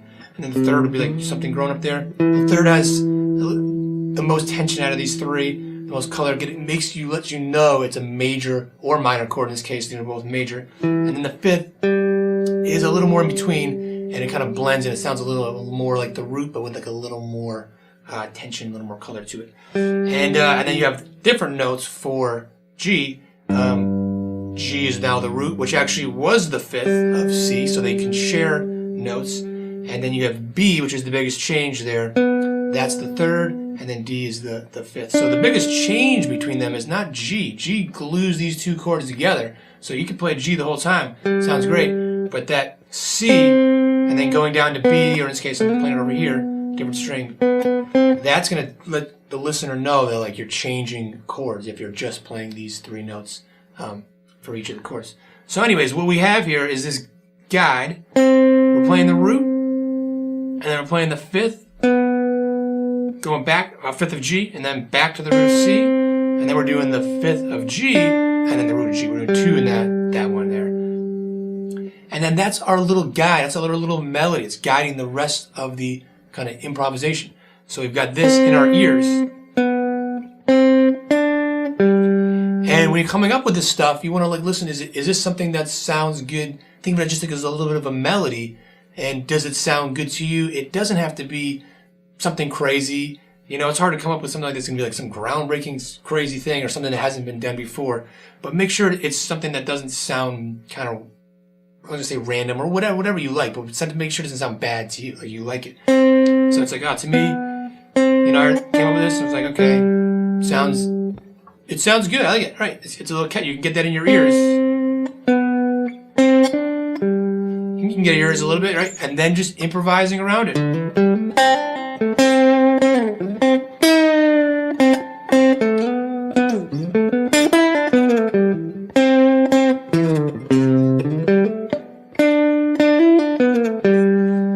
And then for each chord while you're on it or leading into it, using the pentatonic of that chord. So you got the C, you know,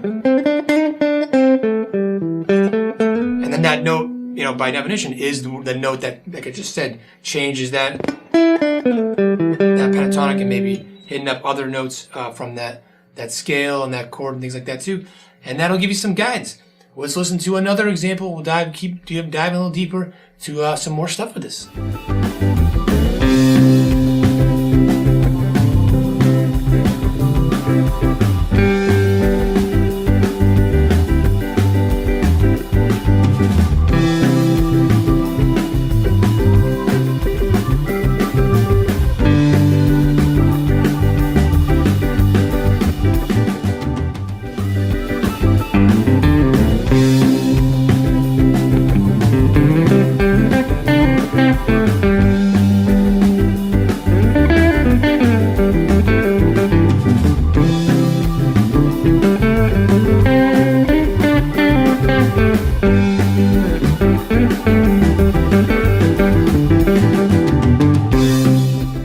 This one's starting off with the root as well, but in a different spot, down an octave here. And then we're doing the root of G as well, then the third of C, then the fifth of G. So this one's even simpler, really just low down. Just wanted to give an example of low, so we got the...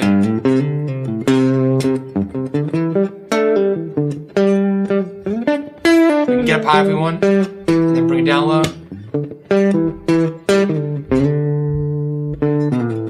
We also always end on a root of a chord. It sounds almost resolved when you do, but you can end it here. And we can mix and match. You know, you can think of a longer thing of like, oh, we have one time through, get this one guide, and then the next one, another one.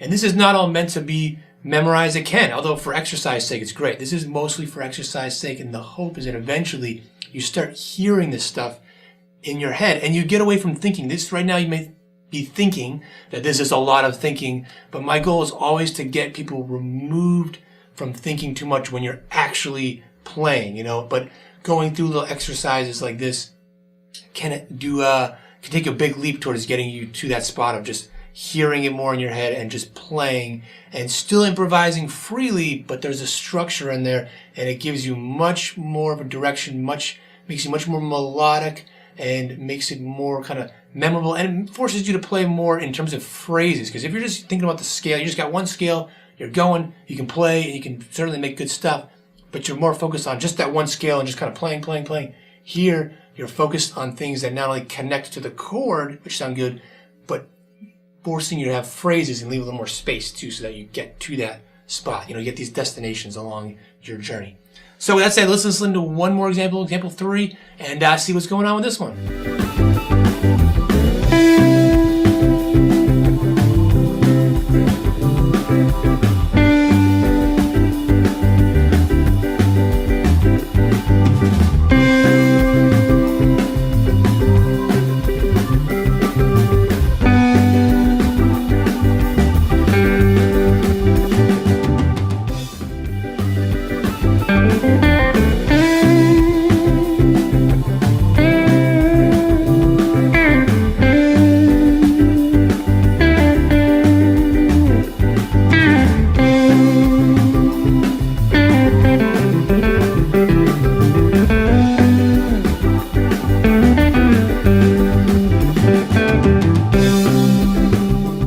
So this one's starting out up here. We don't have to always, like I said, stop on a root note. We don't have to start with one either.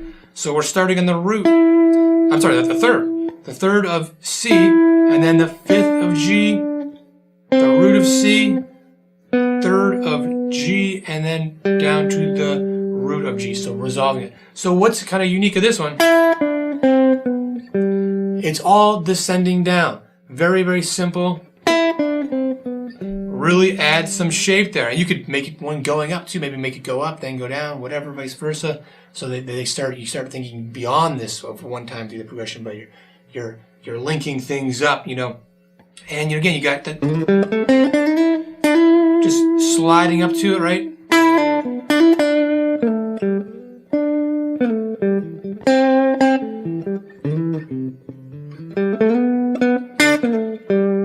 It's like you could start to hear that in your head. And this is how a lot of my playing, what I do is I'm just hearing these things, and they're not always playing out. It just starts that you do it enough, it becomes a part of you, and you start to hear these notes, and you're playing around it, and it gives you a lot more shape. So even if it may sound like I'm playing all over the place, I'm hearing this guide, and it's guiding me here, guiding me up there, wherever.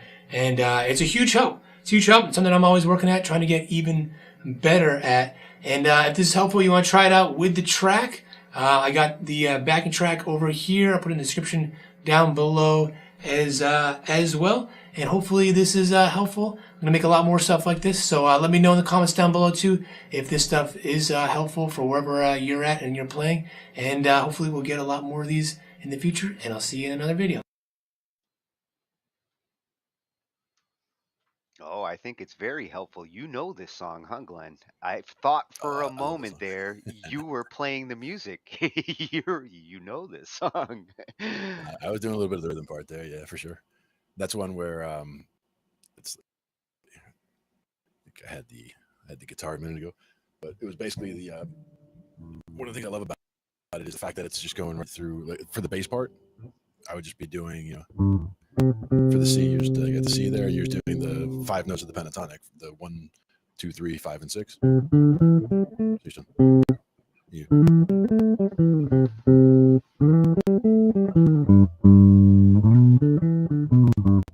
you're just going back and forth between that C and the G, and just using literally those 5 notes, going back and forth between the C and the G, and you could do that all day for that part of the song, because the song is just going from that C down to that G all day.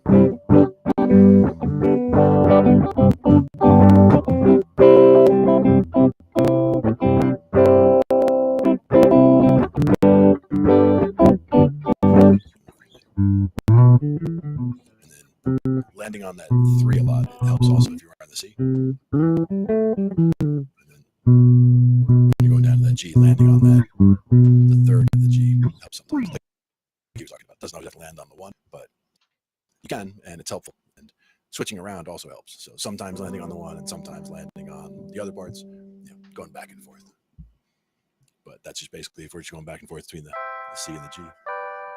On the keyboard, it's even easier because you just don't, you just got a C going on here, and then just drop the lower 2 notes down, and you got a G. G over B technically because we're doing an inversion, but mixing it from the G.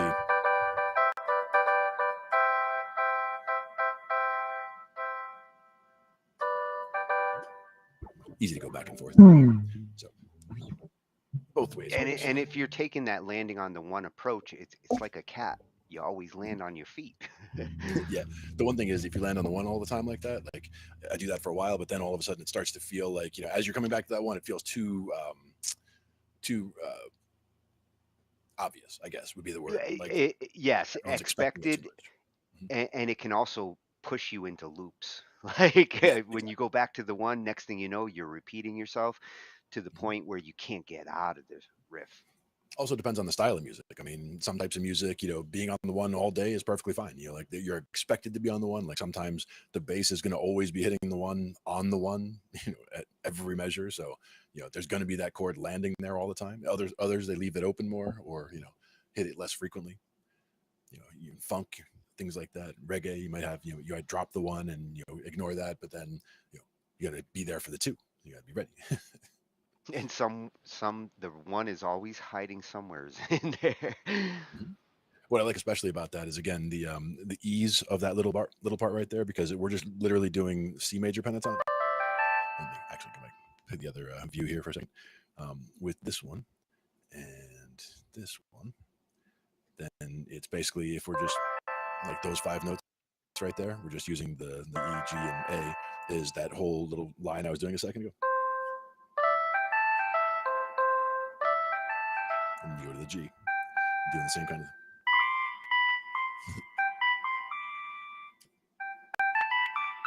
using the G, A, B, D, and E.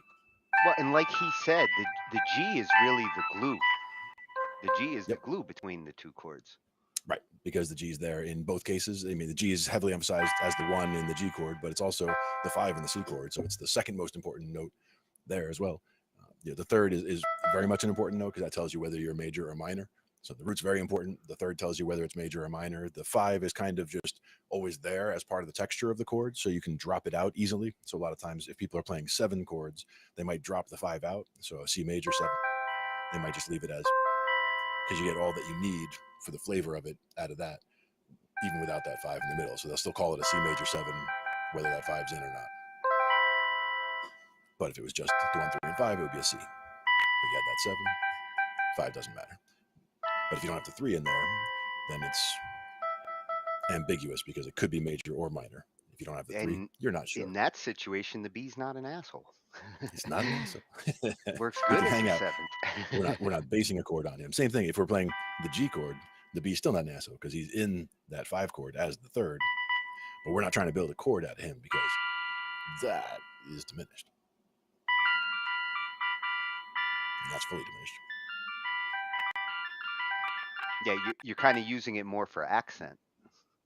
Yeah, exactly. And that's the thing, is the diminished is, I mean, that's the feel that it gives. So if you're looking for that somewhere, you need that tension or you need that particular sound, that's where it is. But you wouldn't normally be writing music going for that if you're just doing standard, 1, 4, 5 stuff. And that sort of thing.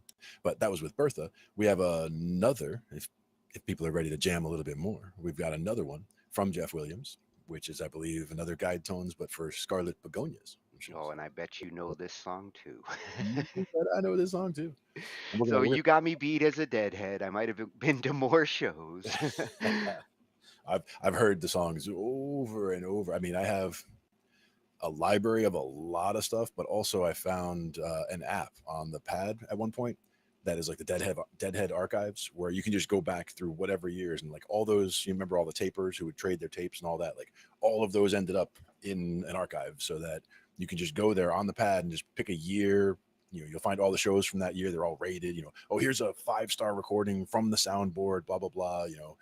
From that particular show. So like, I know how much I love the album Europe '72 is a Grateful Dead show back. There's amazing stuff on that. That's the one that's playing in my car, I think, all the time.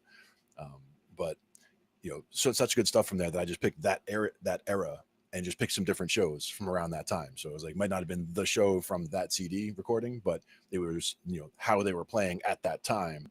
And this one was a month later or a month earlier or whatever. And I was just hitting all these other shows. So just being able to hear so many different shows that I never actually went to, but I was able to appreciate just by getting over there and being able to hear what other people have put up there. Oh yeah, and archive. The collectors when it comes to the Dead. Back in the '80s, my friend Mike was one of the bootleg collectors, traders. Yeah. He had a monster collection of tapes that he recorded and traded with others, and which is what turned into like these internet archives. Exactly. And just, I love the fact that, so much of that is available there as well as on YouTube. I mean, on YouTube, I can just, like I did earlier today, I just went, Jerry Garcia Band mix, go. And I just listened to Jerry Band doing stuff, for hours before we started our show tonight. So I was just rocking with that because there's so many good, especially when it was like Jerry Garcia Band with Melvin Seals on keyboard. His keyboard style is so awesome. And there's a certain songs, like one of them that keeps coming up in the YouTube algorithm for me, at least, is, I think they do second That Emotion, the Grateful Dead doing a cover song of Second That Emotion, but there is such nice interplay between the keys with Melvin and Jerry on the guitar, and they're having so much fun with the song. And I don't even think they were scheduled to play that night. I think it was supposed to be a Grateful Dead show, but something happened, so the Jerry Garcia Band filled in that night. So it was like kind of a last minute thing where, hey, we're gonna play tonight, and just boom, and it just you're not gonna hear any complaints from the fans if we got the Jerry Garcia Band on, man. Not gonna happen. It was killer. It was killer. I'll find what date it was so that we can check it out later, because that is one that if you're not familiar with the Jerry Garcia Band specifically and you've only seen the Grateful Dead, that's some great stuff. And in that era especially, or just certain songs that always jump out at me. They Love Each Other is another one that I always liked, anytime I can find a good version of that, because that song really jams sometimes too. Anyway, getting off track, but this is another Jeff Williams video with Scarlet Begonias to jam along. So make sure you get your guitars or your keyboards or just sing along or just kind of absorb what we're talking about here. Because again, guide tones is key, like understanding where the chord tones are. And you'll see how so many of the solos that you've heard over time rely on this technique without even, without necessarily knowing that they're relying on this technique. Oh, you'll see these kinds of techniques used all over the place. Right. And there's a reason for that. Mm-hmm. Yep. So Scarlet Begonias. What's up? How you doing today? We're going to take a look at adding guide tones to Scarlet Begonias. And if you're thinking, I don't even know what that is, it is basically taking specific chord tones of the chords as they happen and guiding our solos, our improvising around it. So it will give us a little bit more shape, give us a little bit more of a melody, and get us away from the mindless noodling that sometimes it does happen, right? But let's give a listen to an example of me playing through just the guide tones, and then I'm going to just kind of play around with the scale around it. But first, get that in your ears, and when you hear the second example, try to really hear those guide tones still going there. And as you do this more and more, listening to it, but also with your own playing, you'll get better at it, and you start to hear things in a different kind of way. So let's give it a listen, and we'll break it down, and then we'll do it with one more example.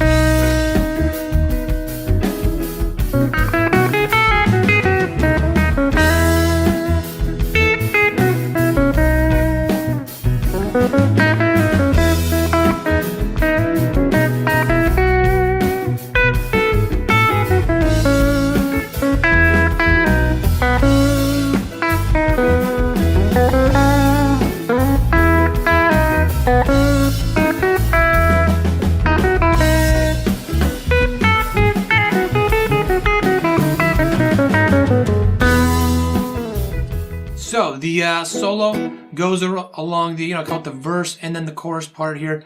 We're going along playing the root, right? So we've got all these notes here. Like just in this position, we're going to keep it just in this position here, the fourth position. So fourth fret here. Keep it simple. And, we've got E, B, a couple times, then A, E, B, that kind of stuff. We'll see it as we go along, right? But no, also we're using B mixolydian as the overall scale. So that's what we're going to weave in afterwards. But for now, we're just getting the chord tones. So I just picked these out, right? So we've got the root of E right here. So here's an E. And then B, because we have all these options. If you know your chord tones, if you don't, well, I got the charts right there. You can follow along. So there you go. Then you're learning, hopefully. Right? Hopefully. So then we got the root of E, then the third of B, back to the root of E. Good to repeat yourself. But then I go up to the fifth of B. So I got above all these marked what they are in relation to the chord. So they can change, And now we're going to the third of A, back to that root of E. This goes faster. This time I go down to the fifth of B. E, to a B. Same thing, repeating myself. And then ending there, which is a great spot to move around on the scale. And that's just the guide tones. That's just guiding you through. So if you have that down, you get something like that memorized. It doesn't have to be the greatest little melody, but something that's like, okay, the more you can kind of tweak it to a way that you like it, the better. But just have that in your ears, have it in your fingers, and really start with that first. Internalize it, and then start adding in things around it. Maybe not like, when it's going A, E, B real quick, but spots where you have more time, especially the very end, ending on the B chord. And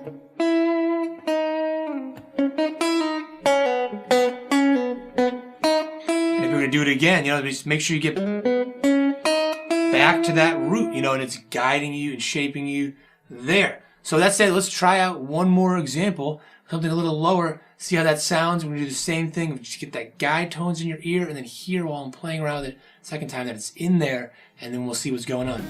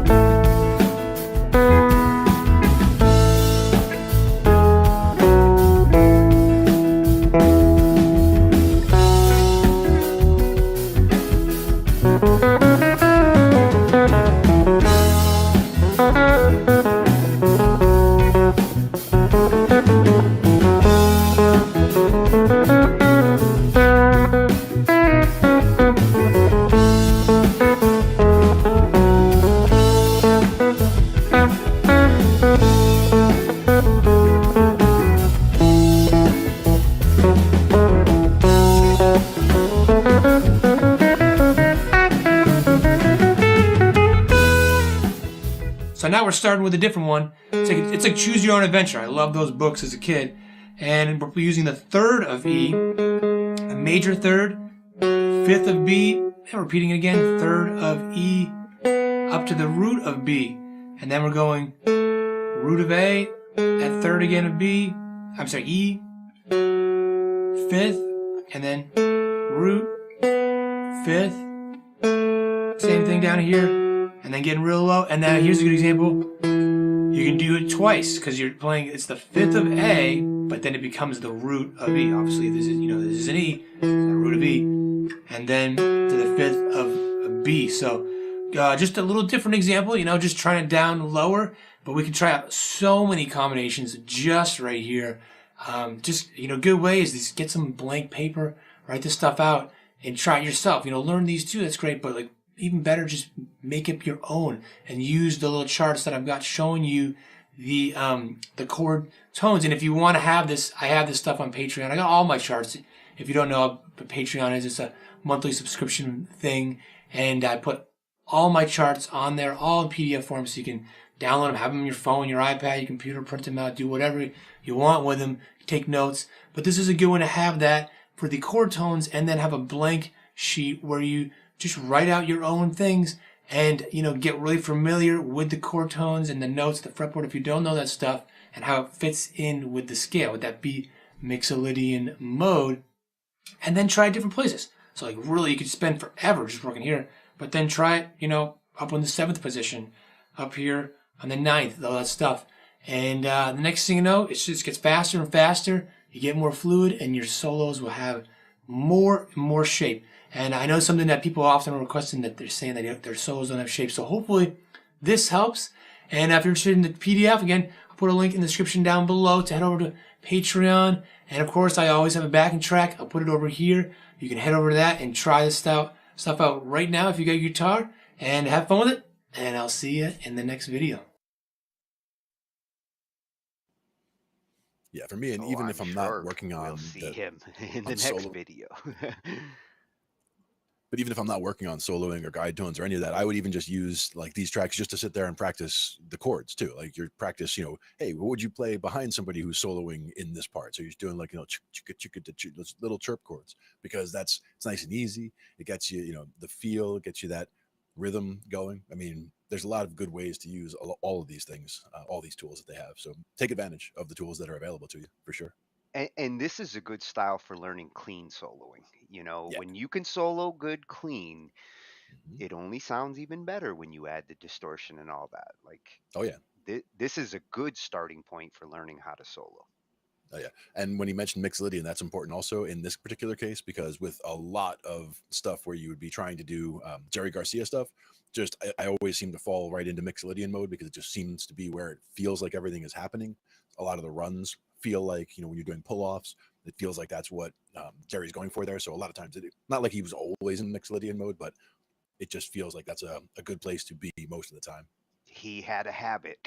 He had a habit for sure, and some of the songs in particular, like they're built around that. But you know, you can hear it happening, you can feel it happening, and the more you get into doing some of those, and some of those are just so easy also to you know, structurally, where there's nothing complicated going on there. You're just, you know, dealing with 3 or 4 chords and just going around, but they come around in such a way that it doesn't just feel like, you know, a very boring song where there's just, oh, here's a chord, and then here's a chord, and then here's a chord. Like the song just has energy to it, which I like. Yeah. Yeah. Always That's Jeff Williams Guitar. You can find him on YouTube. Yes, indeed. At Jeff Williams, right? Plus, he's got jeffwilliams.com. Yes, exactly. Yep, Jeff Williams Guitar on YouTube, and jeffwilliams.com. Yep, and chord tones, guide tones, very important. It helps get you lined up to be able to, you know, fit in with whatever song you're trying to work with. You'll see that it's you know, very useful information for sure. Now, so we've learned to jam, we've learned to intonate. I think I can play Scarlet Begonias now. Yeah, absolutely. I love it. Mix bus. That would be a good choice. Oh yeah, this is a great channel. That was one for mastering the limited mix. When it's just too loud. So this is about bringing the volume down, then mastering. Or it's about how to handle a mix when it's handed to you, and there's stuff that's definitely limited in the mix. So it's a question of which way. Oh, so you're limited in what you can mix, like the tracks are already together, or? Well, no. This is more like somebody gives you a track that was a brick, right? Remember a brick wave file? So it was limited because the track was way louder than we were able to record. And now, how can we try to still use the track? Is I think the question. How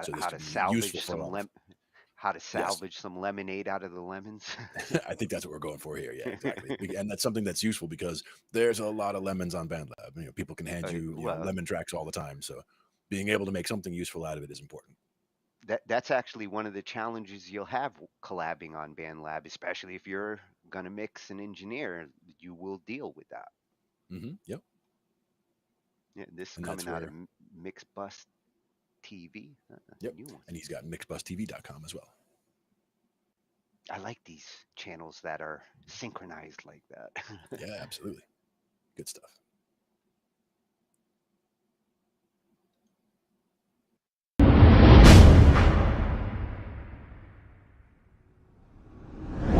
Answering more questions from you guys. These are all from Instagram. We need to get to the ones on YouTube. You asked so many. What you do if you need to master a track but dynamic is still very low? Any magic tricks, gear? There's a lot you can do when you get a mix that is kind of flat and has been flattened out or it lacks of dynamic. I can't really think of gear, like analog gear for something like that, although it will come to me in a second. But before going into the tricks, the reasons because you can have a mix that has a low dynamic, you receive a master that has a low dynamic, is because either has been limited or clipped already, or because the mix engineer did what I call a producer mix, right?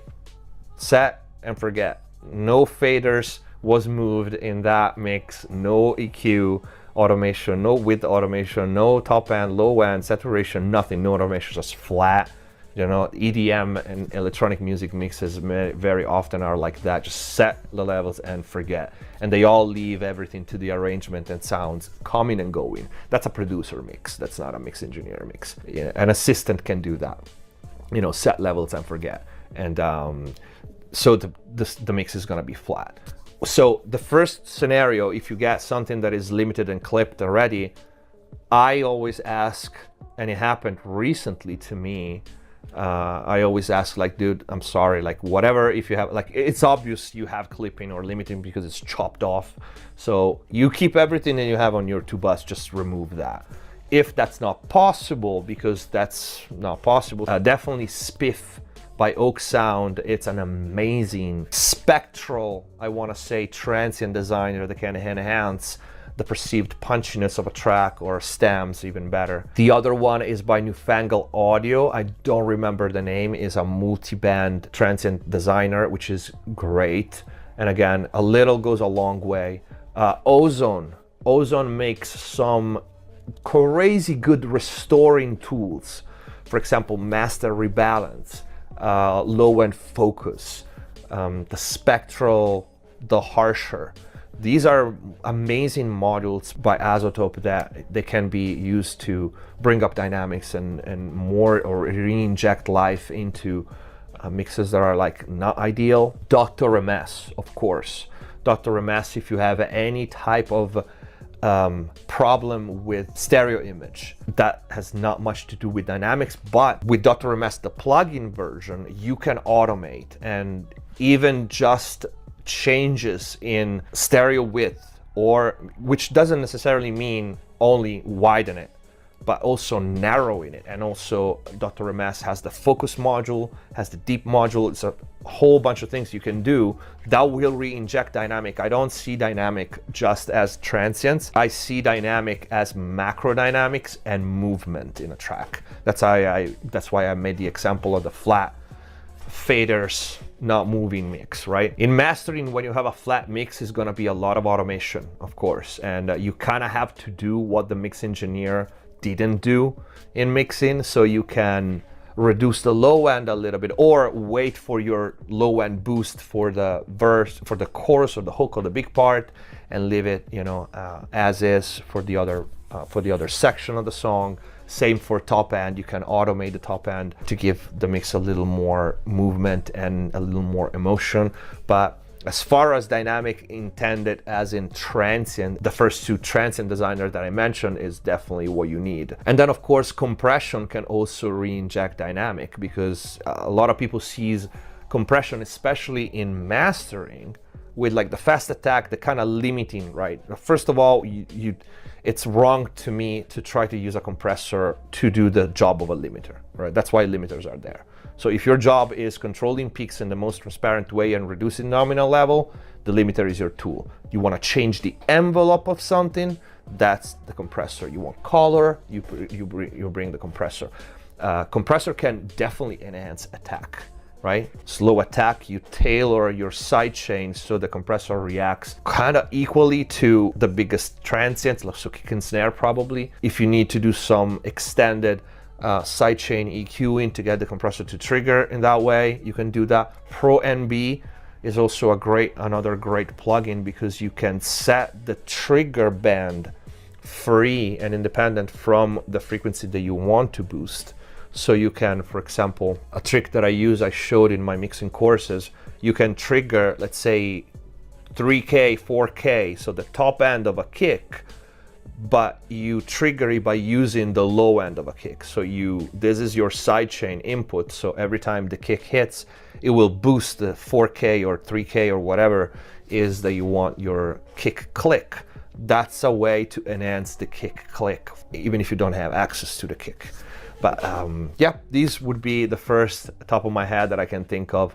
And I did it in a couple of mastering courses that are, on the channel, but these would be the first that I can think of. I hope this answered the question. If you guys have questions for the Q&A, leave them in the comments down below. Please consider using the super thanks and support the channel. Click the join button, become a member if you want to access the exclusive content. Many new mixing and mastering courses are coming your way. Thank you for watching. Subscribe if you haven't already. See you next time. Hands on my neck, hands grab my throat. Lift me up, man, take control. Heart is so gone, my type. Don't you know I fall for the bad type? You play the role of an angel pretty well, but I can say you came straight. Oh yeah. Mix Bus TV at YouTube. Mix Bus TV. Mm-hmm. Although he's also on the web at mixbustv.com. Yep. Good stuff. And that again, it's was about using good, the right tool for the job. Good overall advice. He didn't like jump all over the place. He just nice suggestions. Isotope, I completely agree. Great place to start when you're trying to clean something up that you don't have all the stems or control that you want. Indeed. Good stuff overall. And again, you're not always going to be working with, the best leveled tracks or the best mixed, projects that people send you. And, little nudges can help a whole lot. Like even just, I've had projects where people have just been showing me a project. I'm not even in the project. I'm just kind of, they're like, hey, look what I'm working on. And as I'm looking at it, you see, these two tracks are totally 100% clipped. Like you see the meters 100% red, like, poof, poof, poof, poof, killing it already. And so what you're listening to, like you get where the song's going, but that that's a simple thing. Let's just bring it down just a little bit, and now we can listen to what it really should sound like. So, just little tweaks like that can make such a difference. Yeah, and I like that he also mentioned stereo approaches as well. The Blue Cats plugin that we looked at like last year, or maybe even the year before. God, we've been at it for a while. It was a while. It's been a couple of years for sure. Those were plugins that really specialized in spreading out the track and spreading out the sound. And those the Sonata Surround as well. Yeah. That was the other one we looked at one point, which was fun for that. Yeah, and that one comes free with Cakewalk. Yep. Exactly. Good stuff. And you hear it when you know it when you hear it too. I will be back to Mixbus TV. Yeah, definitely. And you should see his studio too. He's got some crazy gear around there. Yeah. And a pinhead. He gets bonus points for pinhead. There you go. Oh, yeah. Now, have you ever modded a guitar? I have guitars that I've taken apart and put back together. I have... well, don't you have a Telecaster? I have part of a guitar right here. This is a pre-wired pick guard. So this is here. I'll do it this way. And up there. This is a pre-wired pick guard, and basically all the pickups are already wired, the switches and all that. All you would have to do is connect the input jack to the guitar, and it'd be set. But the guitar I was going to put that in, it was a down electric. But the board isn't as smooth. I mean, the thing is, I'm comparing it to my SG, so it's kind of an unfair comparison to compare it to my SG standard. But compared to my SG standard, it doesn't have, the fretwork isn't as nice, the neck doesn't feel as good. So I feel it would be a waste to put these electronics into, that guitar. But I have the electronics ready to go for a Strat style guitar, so I can make my own, Or, I could take my butcher block kitchen table here and, cut out a guitar shape out of it and put these electronics in that if I want. So, there's nothing, we can do anything that we like, with anything. I can make it out of metal, I can make it out of wood, whatever. I would probably stick to kind of a standard thing, and was thinking actually more of Jerry Garcia, where some of those guitars he was using were very, very heavy compared to most other people's guitars, where my 5-string bass is very heavy, in the beginning, just because it's got the thicker neck and the big solid body. So getting a guitar that is heavier like that can add a lot of sustain and get you some really good tone out of the guitar. So that, it doesn't matter necessarily what exactly it's made of. If it is solid and has, and transmits the vibrations very well, you could make it into a guitar. So, And what would be the primary reasons why a guitarist would want to mod a guitar? To adjust tone, adjust feel, weight? You mentioned one that I would say is modifications that my buddy Mike made to his SG, because the SGs we had were identical, and the SG has the 2 volume controls, 2 tone controls, and the selector switch to go. It's a 3-way selector switch. With his guitar, he never liked the fact that it was 2 separate volumes. He always wanted just to have 1 volume control is controlling the overall output of the instrument. And then, so what he decided to do is to take one of the volume controls out and put in another flip switch to be able to switch between parallel or serial for the way the tone is traveling through the pickups. And he had another, I think it was made into a pull push for whether it was going to split the coil on the one pickup. But again, it was all custom stuff that he had done, but he kept all of the original parts from the SG. So if he ever, so he has all of the original stuff that was in the SG, and he didn't make any major modifications to the body. It was just a matter of changing the electronics because he wanted to get it back to where it was just 1 volume control to control everything. And then he had the way that he had his tone control set for his particular sound. Everything was already set. And he had his pedal board set up, kind of modeled after Trey Anastasia from Fish. So he had his tone that he was going for. And once he's, he was set. And the only things he really needed on the pedal board then were a boost, or going into a pitch shifter. If you wanted to go down tune, for example, he didn't have to tune the guitar down. He could just go to the one pedal and say, E flat, D flat, whatever. He could just tune down with the pedal. So he was really modding for simplicity, to simplify. Yeah. Yes. And the different features. It turned out in the end he didn't use them as much as he would have. He was using them again for tone crafting. But when he looked back at the mods that he did, it was like he didn't, he envisioned himself using the mods all the time, on stage, like between this song and that song, flipping from this tone to that tone and all that. But then when it came down to it, he just got the tone that he liked and would just stick with that. And now he's actually playing bass more than guitar. So, and I don't think he's playing much bass at that. But I think he'll be back to warming up guitar for the July party coming up soon, because he'll probably be playing this year again up at the 4th of July party. And if you can mod a guitar, you can mod a bass. Yes, correct. Now see if you can dodge a wrench. Dodge a wrench. So that was a long answer for if I've modded guitars, but yes, I've taken things apart and put things together. I've the idea of building my own, but I am excited to see what their process or discussion is for the modding of the guitars. Yeah, this one was an interesting one as I was going through. It's not her normal type of video, although she is a modder, and she made this to just kind of explore other guitar subjects. Mm-hmm. It's Nizabel. Nice. And I think she is at Nizabel on YouTube. Yeah. No, she does have some modding videos. Yes, indeed. Let's build a fuzz. She's going to give us some tips and lessons she's learned from modding guitars, and possibly what to avoid. Nice. Let's do it. Everyone, Nizabel here. I want to do something a little lower key tonight, since if I'm timing this right, I'm in Japan right now, and I can't exactly bring all my tools in my carry-on. So instead of working on an instrument or a pedal or whatever else I can get my hands on, let's talk about 5 things I wish I knew before I started modding guitars in the first place.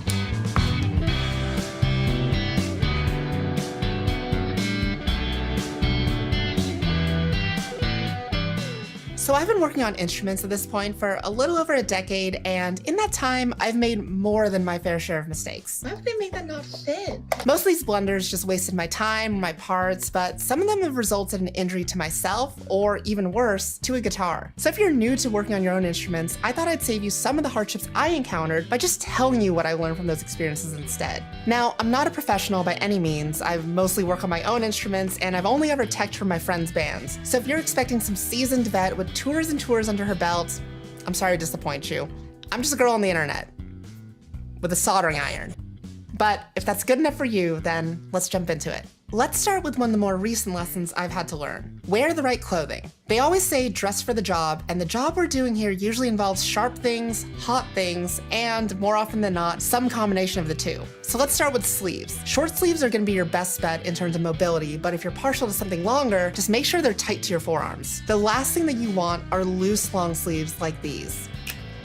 This is a really good way to knock tools off your workbench and onto places they shouldn't be. For example, you can knock a hot soldering iron right onto your foot, or a sharp knife straight into your thigh. And yes, I've done both of those, thanks for asking. The next thing to think about is fabric. The most common mods that I do involve a fair amount of soldering, which does increase the risk of molten metal flying through the air. Natural fibers like cotton, linen, and wool are typically durable enough for molten solder to land and cool without dealing any damage. Synthetic fibers, on the other hand, have a comparably low melting point, and thinner fabrics will even melt right off of you if any molten metal comes remotely close. If you've been following my channel for the past few months, you might be familiar with a certain black polka dot dress of mine.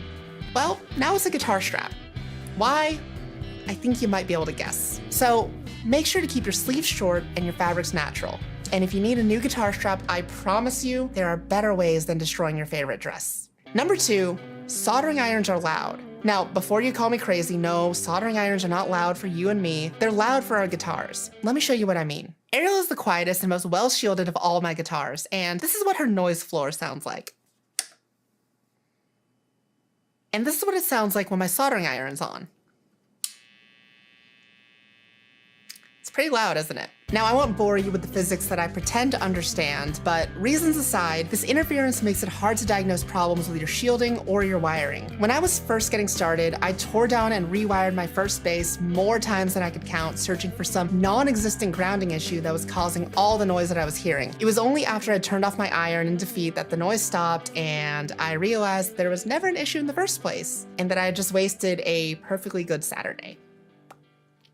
So in short, make sure to turn off your iron before you test for signal. Now, number 3, make sure your parts are the right size and be prepared when they're not. This applies to everything from neck scale length to aftermarket pickguards to even tuning machines. But the place where I've run into this issue the most is with metric versus imperial parts. Generally speaking, import guitars like Squiers, Epiphones, or non-American Fenders are built with metric-sized parts, while Gibsons and American Fender guitars are built imperial. Additionally, a lot of common aftermarket parts like Switchcraft jacks and CTS pods are typically made to imperial measurements. So if you're looking for the quickest and most seamless way to replace parts on your guitar, be sure you check that the parts you're ordering and the parts that you're replacing are made to the same specs. Now, does this mean that you can't use American parts in like a Japanese Fender? No, you absolutely can, and I do it all the time. But you do need to be prepared for the extra work that entails. This may involve filing holes to the right size, filling and drilling others to make them smaller, or even routing out cavities to make parts fit. As for other non-compatible parts, there are a ton of conversion parts out there to help you out. Want to put vintage Clusen style tuners in a guitar drilled for moderns? There's a bushing for that. Want to make your Telecaster a Les Paul in disguise with the same scale length? There's a conversion neck for that one. The beauty of guitar modding is that we can do absolutely anything we want, but if you are going to spec swap to build your dream guitar, keep in mind any extra work and extra parts you might need.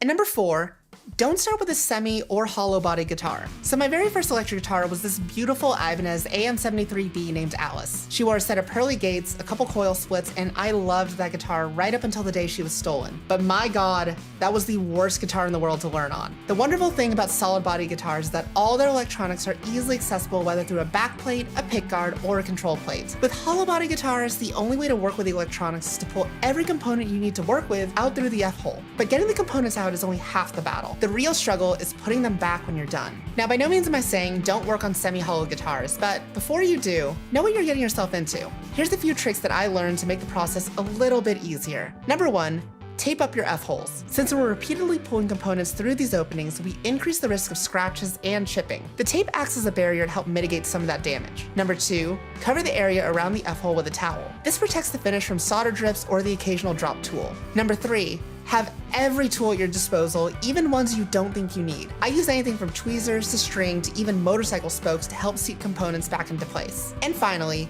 when none of the tools you have work, make better ones. This is a guitar cable end soldered to a wire, and it allows me to attach the end to the output jack and pull it through the body to where it needs to be. Sometimes, the best tools for the job are the ones that you make yourself.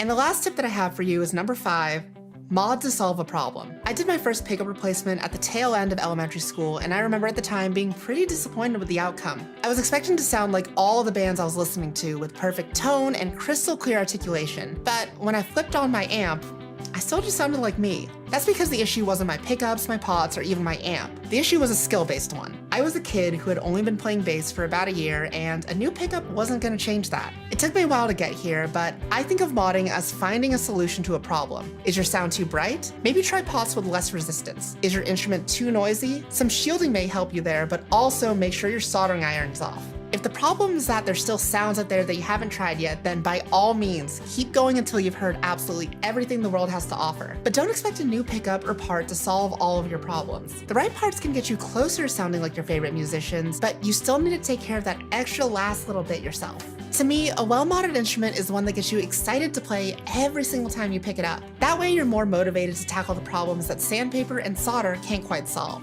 Now, like I said at the top, I've only been at this for a little over 10 years and never professionally. And while I've already messed up a ton, I know that I'll keep making mistakes and learning from them as I keep going. But I also know that a lot of you out there have a ton more experience than I do, and I'd love to hear what bits of wisdom you can give to the rest of us down in the comments below. I think that's all I have for you tonight, but once I'm back home, let's build something fun. Thanks for watching, everyone. I'll see you in the next one. Happy playing!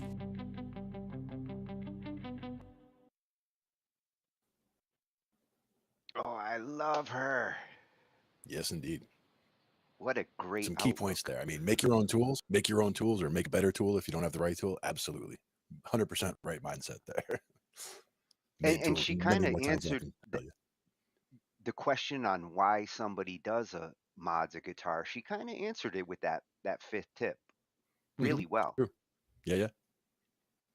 To solve a problem. And that is a good answer, because solving a problem is, that's usually, again, that's one of my primary focuses, being a tech support and trouble many decades. It's just built into who I am. So when people approach me with, hey, I wish I had this, or, this isn't working the way I wanted, or whatever, I'm always approaching it from that troubleshooting or problem solving perspective of, okay, how can we fix that? And if, we only have access to these things, well, can we fix it with, some cardboard and some string and some this? Let's find out, And if you're not trying to solve a problem, it's possible you might create a problem. Yeah. Or you might learn how to fix a different problem. You might fix a problem you didn't know you had, like what she had with the soldering iron there. When she broke down I know, the wasn't instrument that to funny? fix all that, it's funny, but also it's instructive for several reasons. Because one is, took the whole thing apart, checked all this, did that, and then realized it was the soldering iron. But you also, got that much more familiar with your instrument. Like, the inner, you took everything out, you put everything back. It's kind of like taking your car and taking everything apart and putting it all back together. How, you intricately know how it all comes together at that point. And there's not that much to guitars and basses, honestly. Like, it seems like, this magical box, like if you were to open it up, like, ooh, what's inside? It's not that crazy what it is, because again, it's, most of it's right there on the pick guard. And like what I have right here, a pre-wired pick guard has almost everything that you'd need right off the bat, ready to go. Well, and it does kind of make sense, if you're soldering and you want to test it, you're anxious and you try testing it without turning off the soldering gun. I can understand that scenario. Oh yeah. Uni, if it ain't broke, fix it till it is. I like it. Then you need to fix it. Well, I do like her. I like her attitude. Yes, She's very got much. she got some great videos in here. And that's a new one for me, so I'll definitely be checking more videos out there for sure. Nisa Bell at YouTube. Yep. And the whole point about the non-American made fenders versus American important as well, if you're going to be doing replacements of parts and all of that kind of thing. Like, my Gibson is American made, but my Fender bass is Mexican. So I mean, it's hard to say. Like, I'm not sure which would be on the Mexican, whether it would be the imperial parts or Yeah. not. Do they use the metric system or? I would have to check. I mean, as far as I don't think I've replaced anything on it, so I wouldn't know based on that. But that's one of the other things about the the J bass that I like a lot is it's very basic. I mean, it's got that pickup, and strings. And it's like nothing else to mess with. 2 volume controls, one for each pickup, and then you got how much tone overall. No selector switch because it's just the volume. If you don't want the front pickup, you just turn the volume off on the front pickup. And then you're all back pickup. Oh, he's got the minions going now. Nice musical minions. So bonus points. we've intonated. We've learned to mod. What about getting faster with your playing? Ah, yes. Everybody has their own approach there. Yep. And we've actually gone through a couple of different videos for improving playing speed, but I like to watch every one of them because you can pick up little bits out of all of them. And even if it's just, something that you just pick up, like again, in that 5 minutes that you're going to pick up the guitar on a day where you don't really have time to play, some of these are exercises that you can just pick it up, do this mindless thing for 5 minutes, and then put it back down. But then your hands are still ready to go for that day when you do have a couple hours to play, and your hands are ready to go, and they're not going to let you down. Yeah, and what I like with these is it applies to keyboards as well. A lot of these techniques, you just got to translate. So much of it just comes down to the quick answer of muscle memory. Like, build that muscle memory. Do the thing the right way over and over again so that your hands know how to do the right thing when the time comes. So this is another freshie for us, Lauren Bateman, another guitar instructor on YouTube. You guitarists out there are so lucky, man, because YouTube, chock full of guitar knowledge. Mm-hmm. And she helps make guitars make sense. Nice. At Lauren Bateman on YouTube. New one for me as well. I love it. All their names match. Well done. So she's going to show us how to get faster fingers in 1 week, which is a reasonable amount of time. I mean, it's not going to happen in one day, but a week of practice can. And understanding incremental improvement. It's important. I'm going to show you a very special finger exercise that's going to help you get faster fingers in 1 week, and you don't even need a guitar pick. A big question I get asked about students all the time is, Lauren, how do I get my fingers faster for playing scales or chord changes? And it all comes down to the same mechanics. Now, I see lots of teachers out there teaching spider exercises, and I teach spider exercises as well, but there is a special exercise that really focuses on the tendons in your hand. Now, why is this so important? I want you to put your hand up in front of your face, okay? And I want you to bend your pinky finger, okay? Just like this, okay? Look what happens to your third finger, all right? When you bend your pinky, even your second finger moves just a little bit. You cannot move your pinky and you cannot move your third finger without other fingers going with it. So I have a great exercise here that mimics chord changes, but it's also going to help you with playing scales and other stuff as well too. But it's going to help us get real independence on our fingers. So speed comes down to 2 things when playing guitar. It comes down to muscle memory. Okay, can you actually make these chords changes, or can you play these scales without necessarily needing to look at the guitar? Because as soon as you start thinking about things, it starts slowing down that time factor. So if you can start doing things off muscle memory, that helps a lot too. But also is relaxation. Okay, I used to be a boxer. I used to do amateur boxing, and I always tell people, if you get really tense and you try to force a punch out there, when you have so much tension, there's only so fast you can go. It's going to be slow.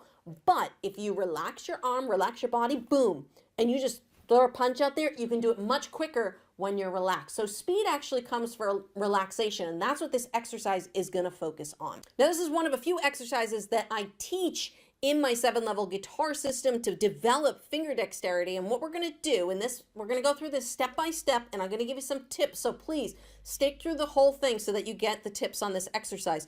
We are going to start on the 3rd string, the G string, and we're going to be at frets 5, 6, 7, and 8. Okay, I have all of my fingers now. Now, for some people, This, to keep all these fingers down, might be too much of a stretch. Now you might have to go up to frets 7, 8, 9, and 10, okay?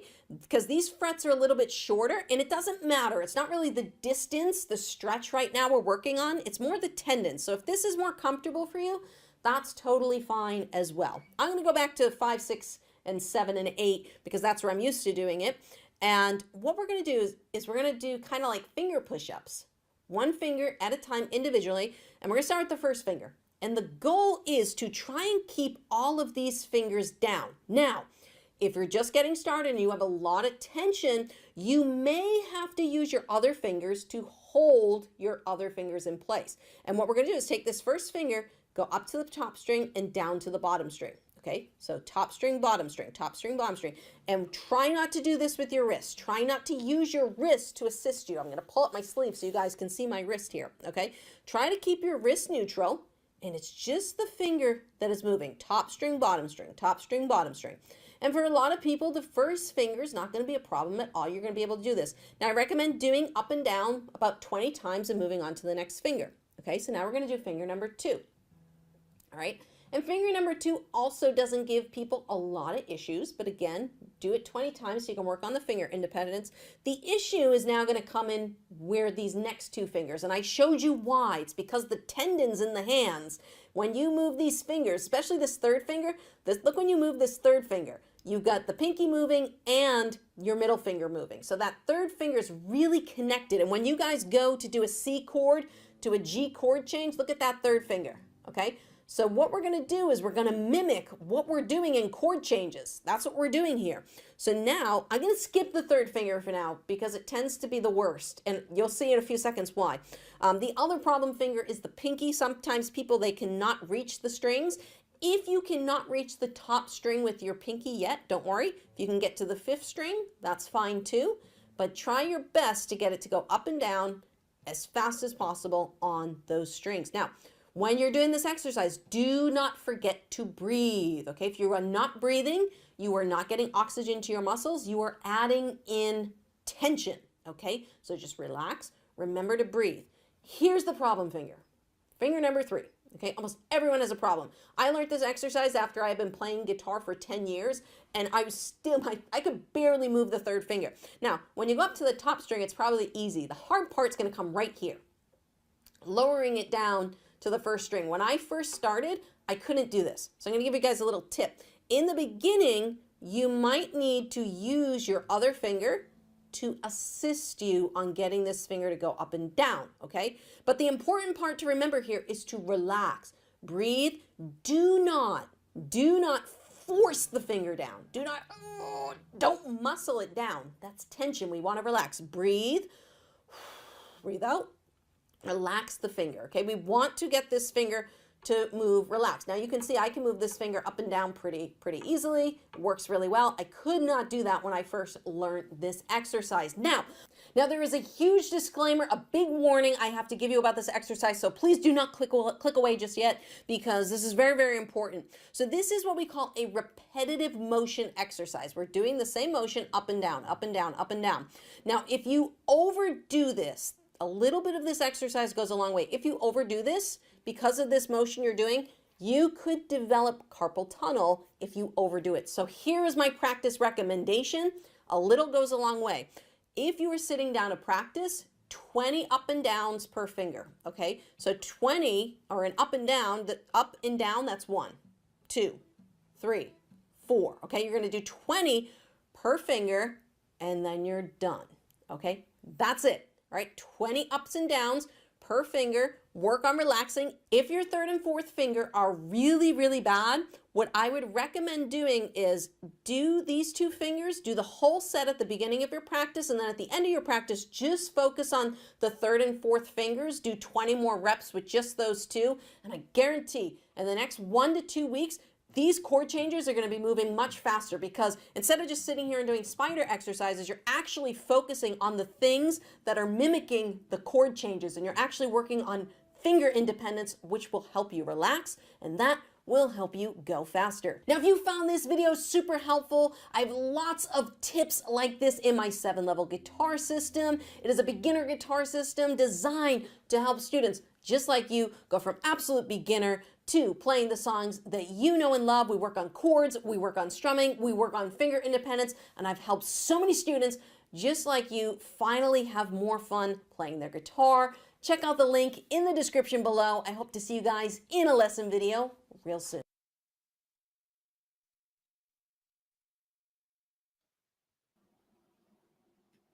See, she went beyond the spider techniques. Yeah, yeah. And I like that. And even in trying it, I was actually surprised at how my third and fourth finger were both pretty able to just go ahead right into it and not have a problem. Not that I should be surprised, 'cause I've been playing for a while, but it is one of those things that when I've tried some of those spider exercises, it's the first time I try, it's like, whoa, it feels really weird because I haven't done that move a lot. But in this case, I guess I've done enough different stuff where, and plus the tendons are in my hands anyway. I have big hands, and I'm playing on, when I'm playing on a guitar, for example, that stretch from the top to the bottom string doesn't feel that bad compared to my 5-string bass. And you're a pretty relaxed kind of guy. So like her emphasis there about the importance of the breathing, I hadn't even thought of, but it's true. When you're holding your breath that way, or you're not breathing properly, you do tense up. And when you're playing fast, tense does not equal accuracy. Right. Also, it's important that, no matter how fast you get at playing, you have to know or have a good idea of what you're about to play before you play it. So you can play as fast as you want, but if you don't know what you're playing next, you have to still think about what you're going to play next before you start playing. Yeah, she does making guitars make sense. She lives up to the name. Yeah, I love it. That's a new find for me as well. Yeah, Lauren Bateman. Getting a bunch of those lately. I like that. I'm finding new people for you. You're finding new people for me. That's the beauty of what we do. Oh yeah. And then the channel that we're building over here, the fact that we're doing all these follows from our shared channel means that the recommendations that we're getting are all coming up. Even people that we haven't seen their channels before, they're like, oh, you like this stuff? Oh, well, here's more of this stuff. So it's a very focused channel. I like that. And I'm getting recommendations from our viewers. Uni hooked me up with something for next week. Nice. There you go. Yeah. And that's the thing is, you guys also, anytime you guys have things that you want to see us cover, let us know and we'll see what we can find, because there's a lot of topics out there. There's a lot of them we can go back to and hit again, because there's, some topics that we could hit multiple times, all the time, different videos, different aspects of different things. Oh yeah. What do you guys want to know? Now I know that we have some things that are in the, there you go. We have a few different things that are over here. One of them was about, I think it was the one finger. I think the finger style guitar is calling me. Oh, that's for sure. That's for sure. This one. And I want to say, I don't remember about the best way to learn scalar mode, if that was the one about doing it all on one string, if we had talked about that one previously. I know it was one that was here. I don't remember if we talked about it though. So we can go right into finger style and we'll figure it out after. Yeah. Now this one, I don't have the tab up at the moment, but by the end, I should be able to find it. Yeah.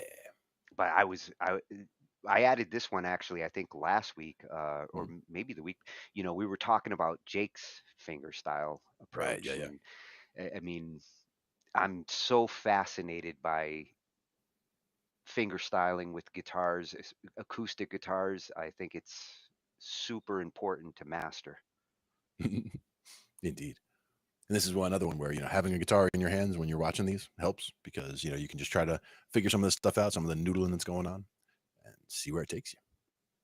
Yeah, what we're going to see here is 10 essential patterns that make it easy to play fingerstyle guitar.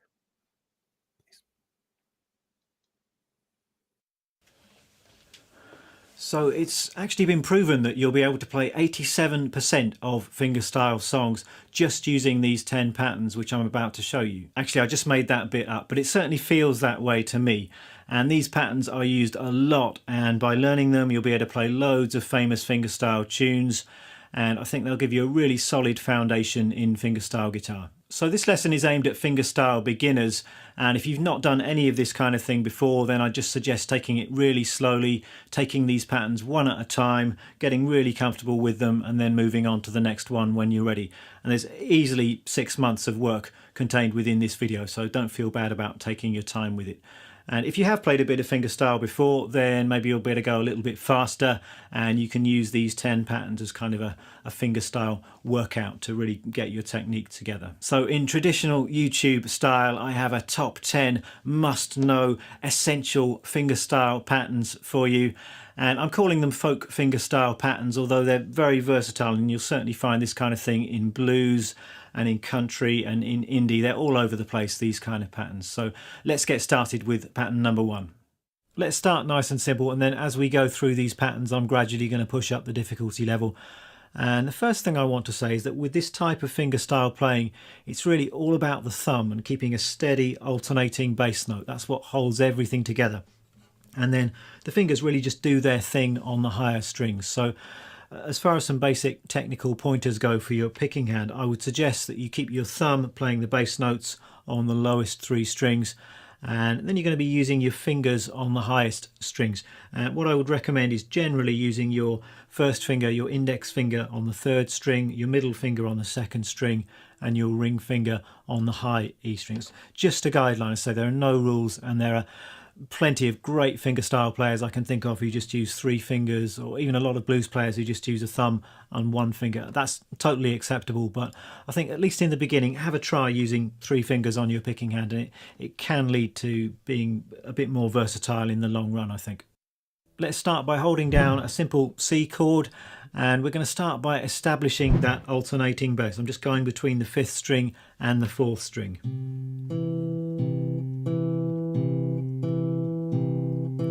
Really important you just get comfortable with that very simple motion. So just rocking back and forth between those 2 strings and just keeping it nice and steady, nice and even. And as far as the hand position goes with your picking hand, I do recommend that you try and keep your palm and the side of the hand quite close to the strings. Often with this kind of style of playing, you're going to want to just have a little bit of gentle palm muting just to stop the bass strings from getting too woolly. And you can play this style with more of a classical or flamenco style picking hand where your wrist comes out a little bit more, but that means that you can't really get that muting happening, so not quite so good for this kind of thing if you ask me. So once you've got that alternating bass, we're going to add the fingers, and it's going to be nice and simple, and we're just going to have the fingers in between the bass notes. So we're going to play a bass note, and then first finger is going to play the 3rd string, and then the next bass note, and that's going to be followed by the 2nd string. So in terms of strings, it's 5, 3, 4, 2.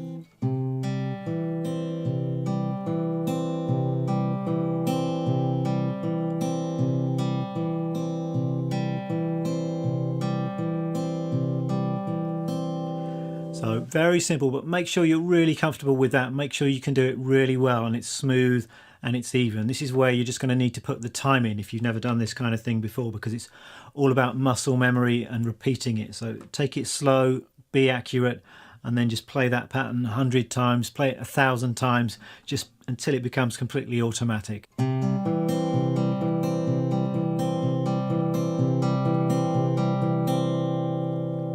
So that's our basic pattern. It will work well with all 5th string root chords, so C, A minor, those kind of chords.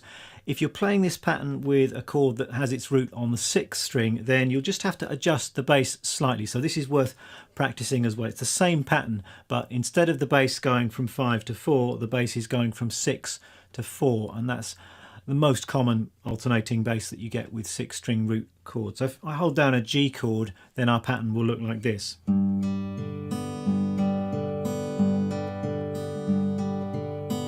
So we've got 6, 3, 4, 2.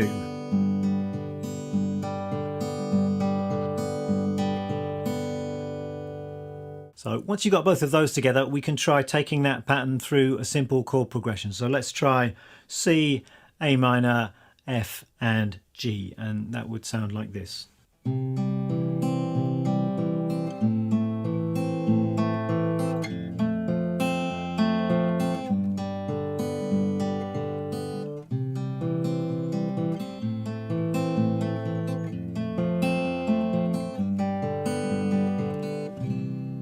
So So pattern number 2, we're just going to reverse the order of the fingers. So instead of going 5, 3, 4, 2, we're going to go 5, 2, 4, 3. So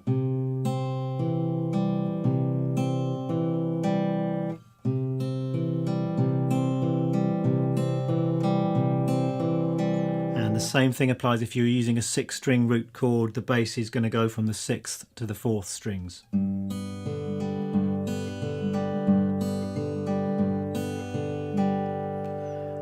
Why don't we take that through a little chord progression as well. So let's try C, G, A minor, F this time.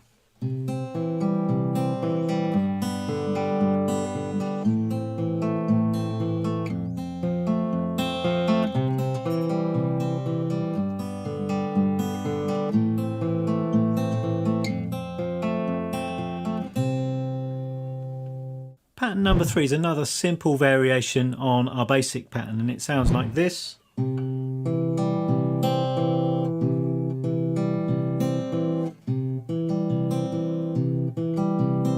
Very simple but very, very widely used, this pattern. And what's going on is this: we've got our normal alternating bass, and this time we've got finger notes after the 2nd and 3rd bass notes. So that looks like this.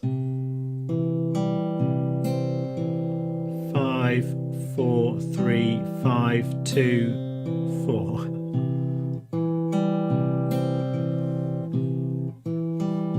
Got a nice skip to it, this pattern.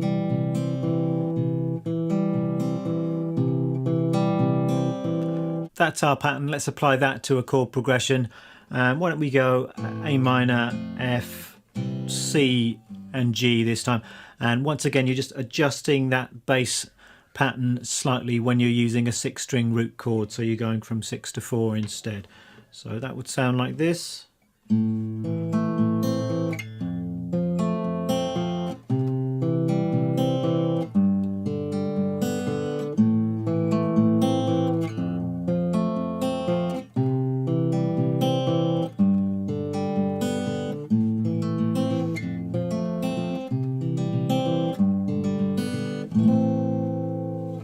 So far with these patterns, we've had the thumb and the finger notes separate, but equally common is to have thumb and finger notes sounding at the same time. And then you've got kind of a pinch effect going on with your picking hand. So this pattern sounds like this.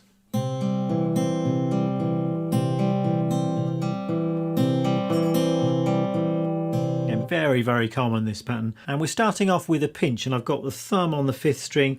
I'm using my middle finger on the 2nd string, just pinching those two together. Then I've got my index finger on the 3rd string, and then the next bass note. And then in the second half of the pattern, it's just thumb alternating with fingers.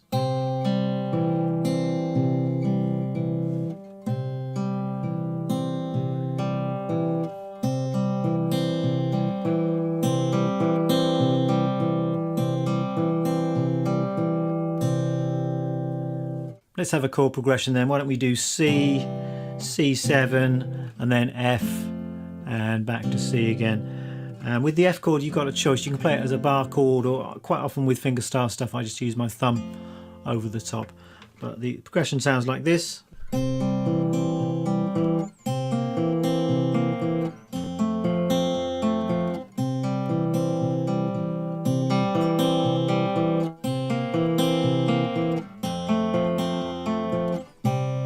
Next one is another pattern with a pinch, and this time we're moving the pinch to beat 2, and it sounds like this.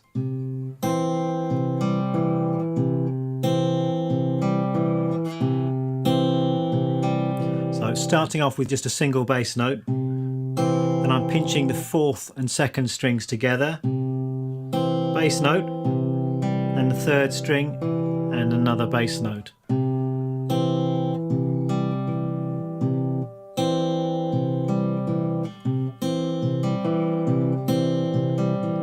And as usual with a 6-string root chord, the thumb is just going to switch to 6 to 4.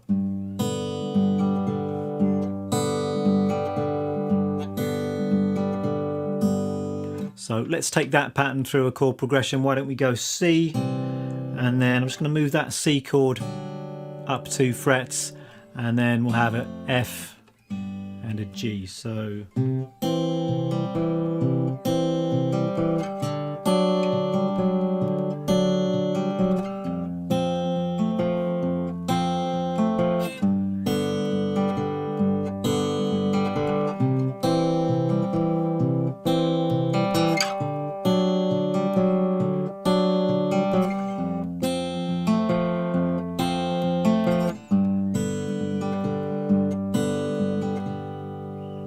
and one great thing about these fingerstyle patterns is that you can string them together in various different ways. And in fact, in fingerstyle songs, very often you've got a combination of different picking patterns. So this next example is a combination of the previous two patterns, and it sounds like this. So we've got pattern 5, and then straight into pattern 4.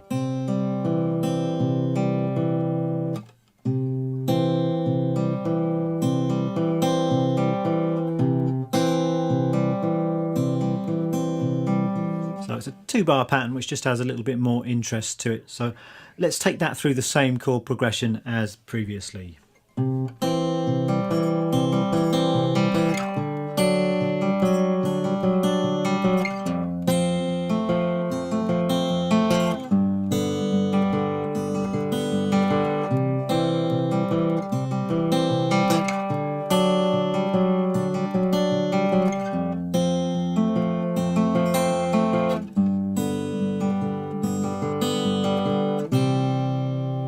It's going to get a little bit harder now, and for the next few patterns we're going to make the bass part a little bit more complex.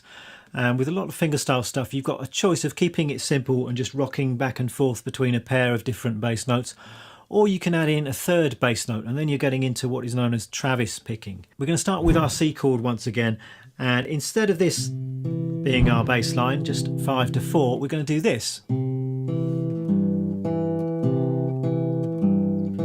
So we're going from 5 to 4 and then 6 to 4. So 5, 4, 6, 4. And if you're holding down a C chord, then you're just going to need to move your third finger over to the 3rd fret on the low E string for that 3rd note. Or of course you can refinger your C chord and play it like that, in which case you don't need to bother moving a finger. But that's our bass part.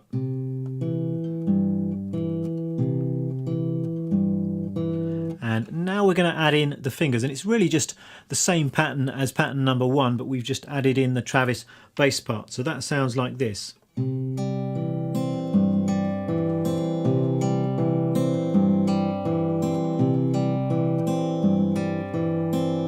So it starts exactly like pattern 1. So 5, 3, 4, 2, and then all we're doing is changing the bass note. So we've got 6, 3, 4, 2. Then it's just a question of putting those two bits together.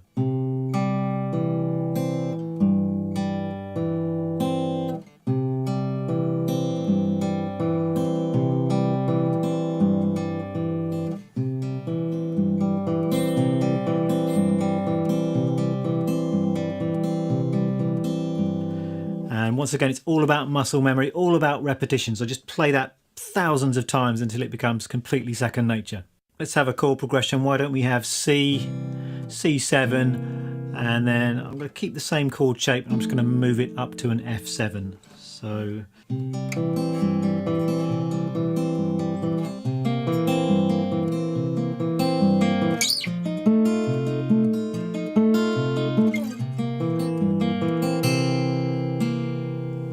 So if we want to use that pattern with a 6-string root chord, then the bass pattern is going to change slightly. So let's see how it would work on an E chord. And now the thumb is going to do this. So we're going from 6 to 4 and then 5 to 4.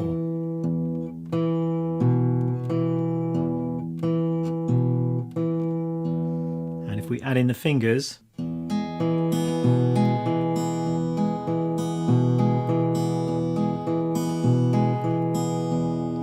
we've got 6, 3, 4, 2, 5, 3, 4, 2.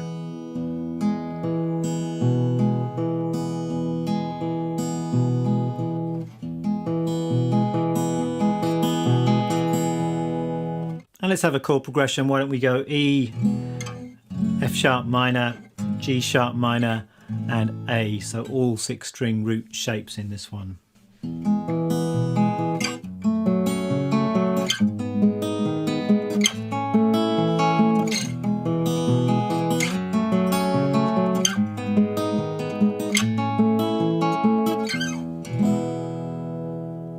And the next pattern goes like this. And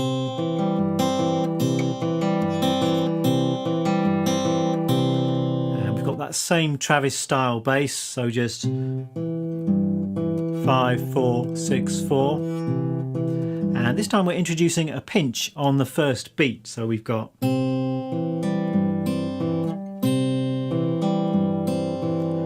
pinching the 5th and the 2nd strings together. And then for the rest of the pattern you've got alternating thumb and fingers.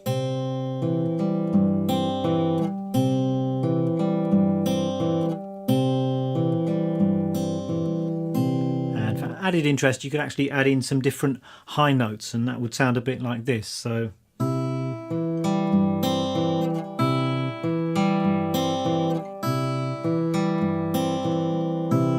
then you're getting into kind of Dear Prudence type territory.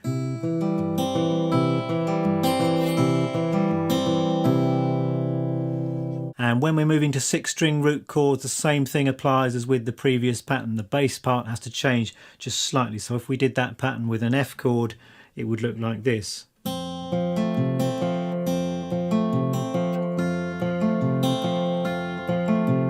the bass is 6, 4, 5, 4.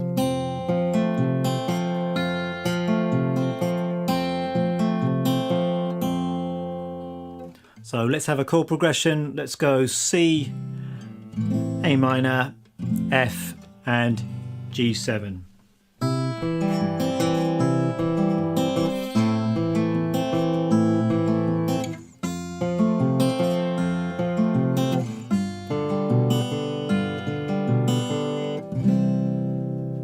So the last pattern is really just a variation on pattern 4, and we're just adding in the Travis bass to that pattern, and it sounds like this. So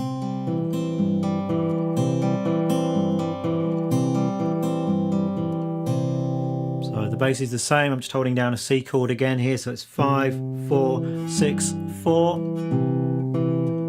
We've got a pinch on beat 1, and then we've got the 3rd string with the finger and the bass note.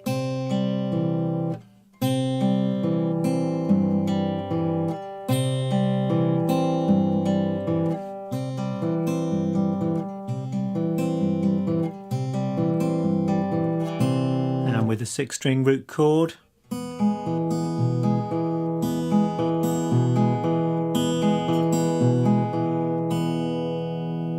let's have our last chord progression. Why don't we go C, E, F, and back to C again.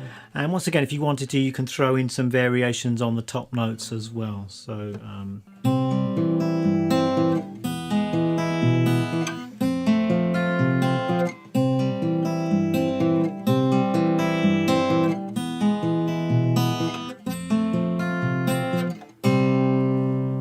So those are the 10 patterns that I hope are going to make you into a fingerstyle superstar. And I realise that I've included a ton of information in this one short video, maybe too much information. I could have made a 6-hour course on this material or something, but I think that's fine. Just take your time. If you need to spend a week on each of these patterns, a month on each of these patterns, then do that.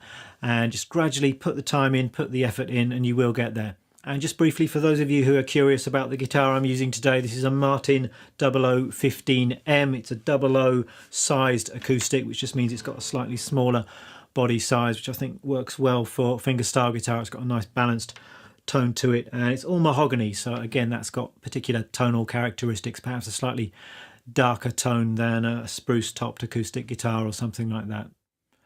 That's it for this video. I hope you find it useful, and I hope it serves as a nice introduction to the delights of fingerstyle guitar. And where do you go from here? I would suggest just learning as many tunes as you can, and there are plenty of quite beginner-friendly fingerstyle songs that use exactly these patterns. So I'll try and put together a bit of a list or a playlist of various beginner-friendly fingerstyle pieces for you. Thanks very much for watching. I shall see you next time. Damn, he makes that look easy. Yeah, some really good style there. Really like that. The pre-recorded part is just we show, we're watching videos of things that we're trying to expose people to, different channels and things like that. But this part is not pre-recorded like this. I'm live, he's live. Yes, we're both hunting live. rabbits. Musical We're hunting rabbits. rabbits right now. But yes, we do this on Thursdays. And this is we're at the tail end here. I think we have time for maybe one more. We've been going for almost 3 hours so far. So Yeah, I think we have time for night. one more. We've gone all over the guitar neck tonight. Yeah, we have. Now, how about a songwriting something for finishing up? That would be cool. Well, and this goes towards like, musical terms. In a cadence is something you've probably heard the word, but do you know what it means? Mm-hmm. Yeah, chat delay is pretty short, only a couple of seconds. We were just in the middle of that video still. But we can see, like I see stream today, and if you said a word like now, I would say now, and it would be like right there. Oh shit, man! I'm watching on this screen the live stream. I'm watching myself say what I just said. You want to talk about a mind fuck? What you got to do is you got to turn around. You go, wait, which part of the movie is this? Oh wait, this is now. Where this are is we? Now in the movie. We're When right was about then? to do cadence. Oh, you missed it just now. We're going to talk about cadences and 4 types of cadences. Yeah, real quick before I bring that one up, I just wanted to give a mention because I found the page, and anyone can play guitar, and I got to give him credit. I feel like I could fingerprint pick after that. Yeah, absolutely. And even just seeing those patterns and realizing, what's going on there and how important just that bass bounce is in the 2 different patterns he was using, the one where you're just bouncing the one way and one where you're bouncing the other way. Just really great stuff there. Yeah, I have to figure out how to get my thumb to go 6, 4, 5 like he did. Yep. The top half, the 3 fingers on the bottom half, I understand why that's easy, but getting that accurate thumb bounce, especially as he progressed through the patterns towards the end, 6, 4, 5, 4, 6, 4. I mean, that's got to take a little practice.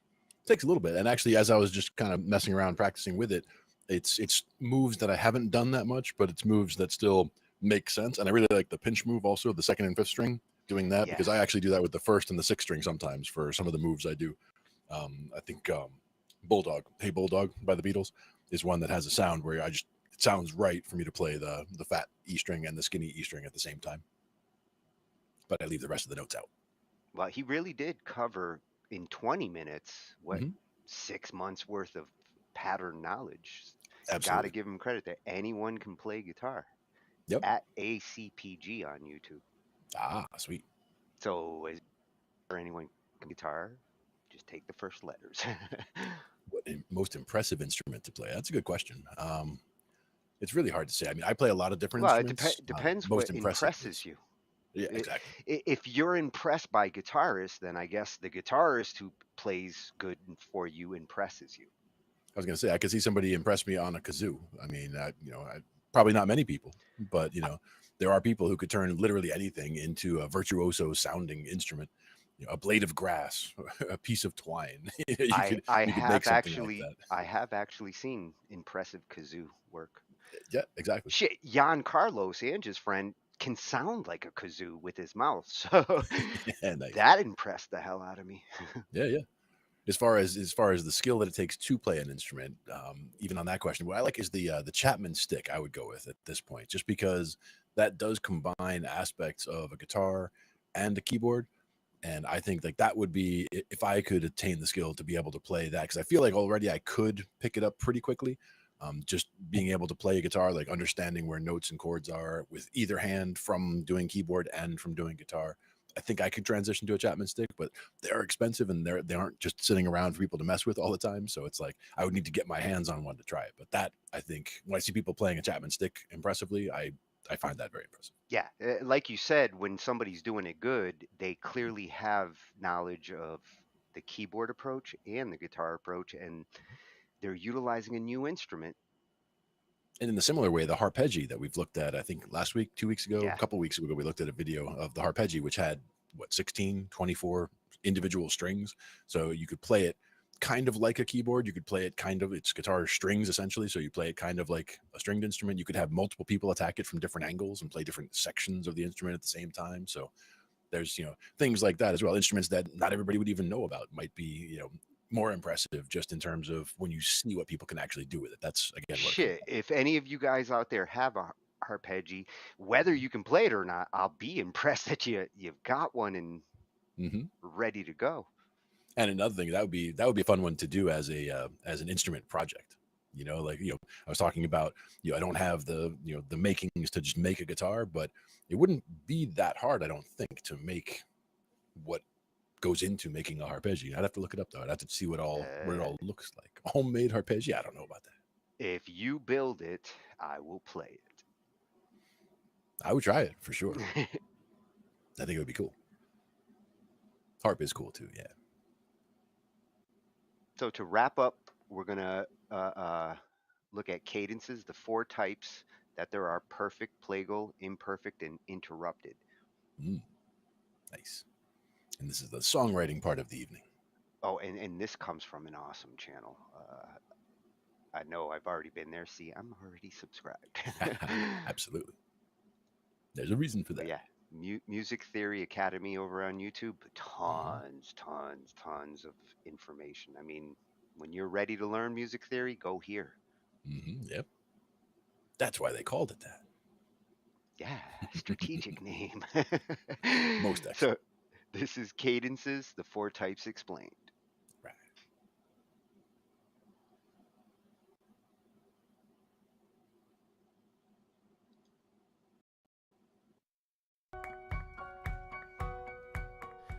Hi everyone, Ben here from musictheoryacademy.com. In this lesson, we're going to be having a look at cadences. And we're going to look at the following. Firstly, what is a cadence? Secondly, we're going to look at finished and unfinished cadences. I'm also going to introduce you to the 4 main types of cadence that you'll come across. And finally, we're going to have a look at how to use cadences in our compositions. So firstly, what is a cadence? Well, a cadence is simply a chord progression of at least 2 chords that ends a phrase or a section of music. Music is like spoken word. It's divided into phrases. It's divided into sections. Let's have a look at an example in spoken word. Here's a well-known children's rhyme. Humpty Dumpty sat on a wall. Humpty Dumpty had a great fall. All the king's horses and all the king's men couldn't put Humpty together again. This is divided into phrases. Humpty Dumpty sat on a wall. Humpty Dumpty had a great fall. That phrase sounds finished. All the king's horses and all the king's men couldn't put Humpty together again. That phrase also sounds finished. But there's a phrase in the middle, all the king's horses and all the king's men, that is unfinished. Okay, it sounds like it's got to keep going. All the king's horses and all the king's men, it doesn't make sense until you put something after it. Couldn't put Humpty together again. Music is exactly the same. You have phrases in music that sound finished, and you have phrases in music that sound unfinished. And it is the choice of cadence at the end of a phrase that determines whether it sounds finished or unfinished. So let's have a look at the finished cadences in music.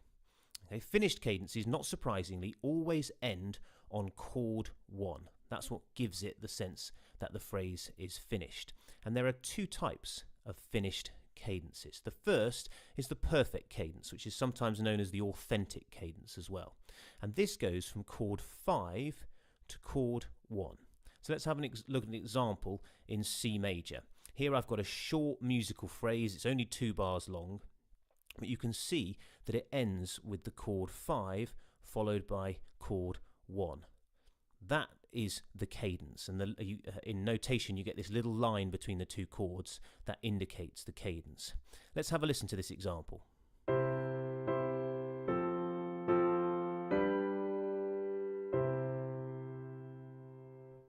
You You can hear clearly how the cadence and the movement from 5 to 1 gives this definite sense that it is finished. Let's have a listen to the example again, but this time in C minor.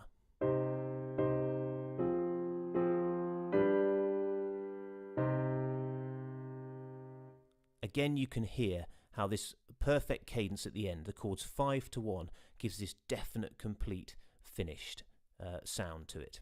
So that's the first finished cadence. The second finished cadence is called the plagal cadence. Now this goes from chord 4 to chord 1. This again sounds finished, but it's a gentler finish than the perfect cadence. It's sometimes called the Amen cadence because it's often used in very traditional hymns to sing Amen at the end of the hymn. Let's have a look and a listen to an example of a plagal cadence, again in C major.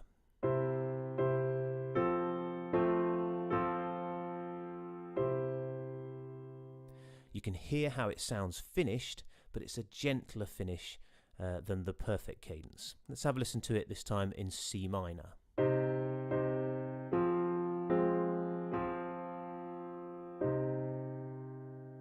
So those are our two finished cadences. We have the perfect or authentic cadence, which is chord 5 to 1, and the plagal cadence, which is chords 4 to 1. So what about the unfinished cadences? Well, not surprisingly, these never end on chord 1, because if they did end on chord 1, they would sound finished. Again, we've got two types of unfinished cadence. You've got the imperfect cadence, which is sometimes known as the half cadence.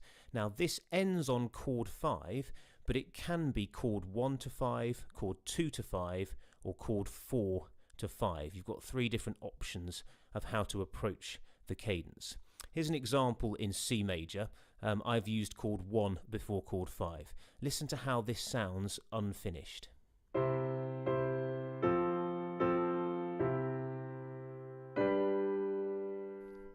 You can clearly hear that the phrase wants to continue, the music wants to move on to something else.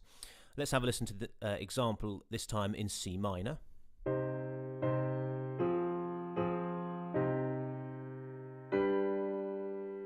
Again, you can hear how the phrase sounds unfinished. The second type of unfinished cadence is the interrupted or deceptive cadence. Now, this is a wonderful cadence. The clue's in the name. It's a surprise. Something happens that you're not expecting. And this goes from chord 5 usually to chord 6. Now, the listener is often expecting it to go from chord 5 to chord 1. They're expecting this perfect cadence. But instead, they get this surprising sound. Have a listen to the interrupted cadence in C major.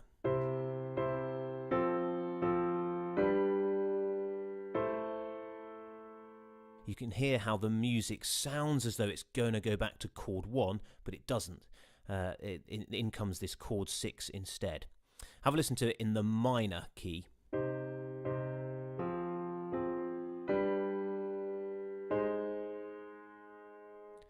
I love the interrupted cadence in a minor key because chord 6 is actually a major chord, and so you get this wonderfully distinctive, interrupted and deceptive sound. So those are the two unfinished cadences. So how do we use cadences?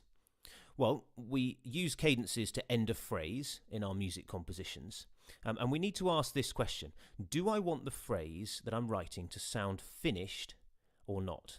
Okay, do I want the music to sound finished? If the answer to that is yes, then we choose a finished cadence, and you've got two options: the authentic and perfect, or the plagal. Now, usually you will use the authentic and perfect. You'll use 5 to 1. But sometimes you may want that more gentle sound of the plagal. If the answer is no, that you don't want your phrase to sound finished, then you choose either the imperfect or the interrupted. Again, typically you'll use the imperfect. Okay, so 1, 2, 4 to 5. But sometimes you just might want to bring this element of surprise into your composition by using the interrupted cadence and going from chords 5 to 6. So what have we learnt? Well, we've learnt what is a cadence. Okay, cadence is a series of at least 2 chords that ends a musical phrase. They've got finished and unfinished cadences depending on whether the music sounds like it's going to finish there or keep going. There are 4 types of cadence that we've looked at. the perfect and authentic, the plagal, the imperfect / half, and the interrupted / deceptive. And then we've looked a little bit at how to use cadences in your composition. If you head over to my site, I've got an article on cadences. There's lots more information there. I've also put together a list of all the different cadences in all the keys, major and minor. So you can use that. You can download it, print it off, use it as a reference point when you're composing. I really hope that's helped you get an understanding of cadences, and I hope that you're able to use them effectively in your compositions.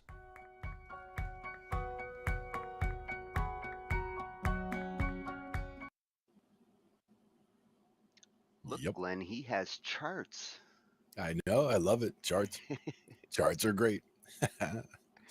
And definitely some good stuff there.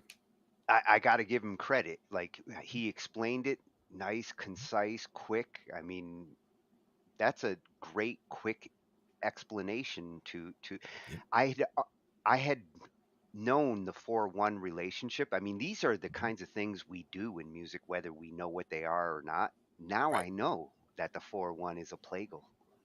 Yeah. And that's the thing, is it's not even as important to know what the names are, but more just to get it into your ear so you can hear it. And that's where, again, when we talked about ear training even and learning songs, like, oh, that's, talking to a little kid, like, oh, that's the Star Wars, that's the Star Wars interval, because they hear, that Star Wars song. They can always recognize it, that interval, by hearing the Star Wars song. Same idea.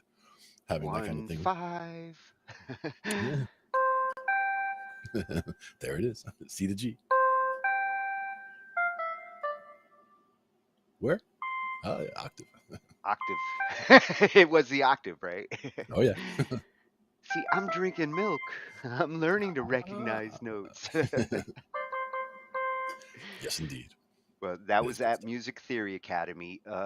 Great place to go. I mean, clear, concise. Music theory is something that doesn't have to be intimidating. Right. If you already feel your instrument and you play, at this point, learning the music theory will just help to explain what you're doing. You don't have to use it as your guide. You can use it as your explanation.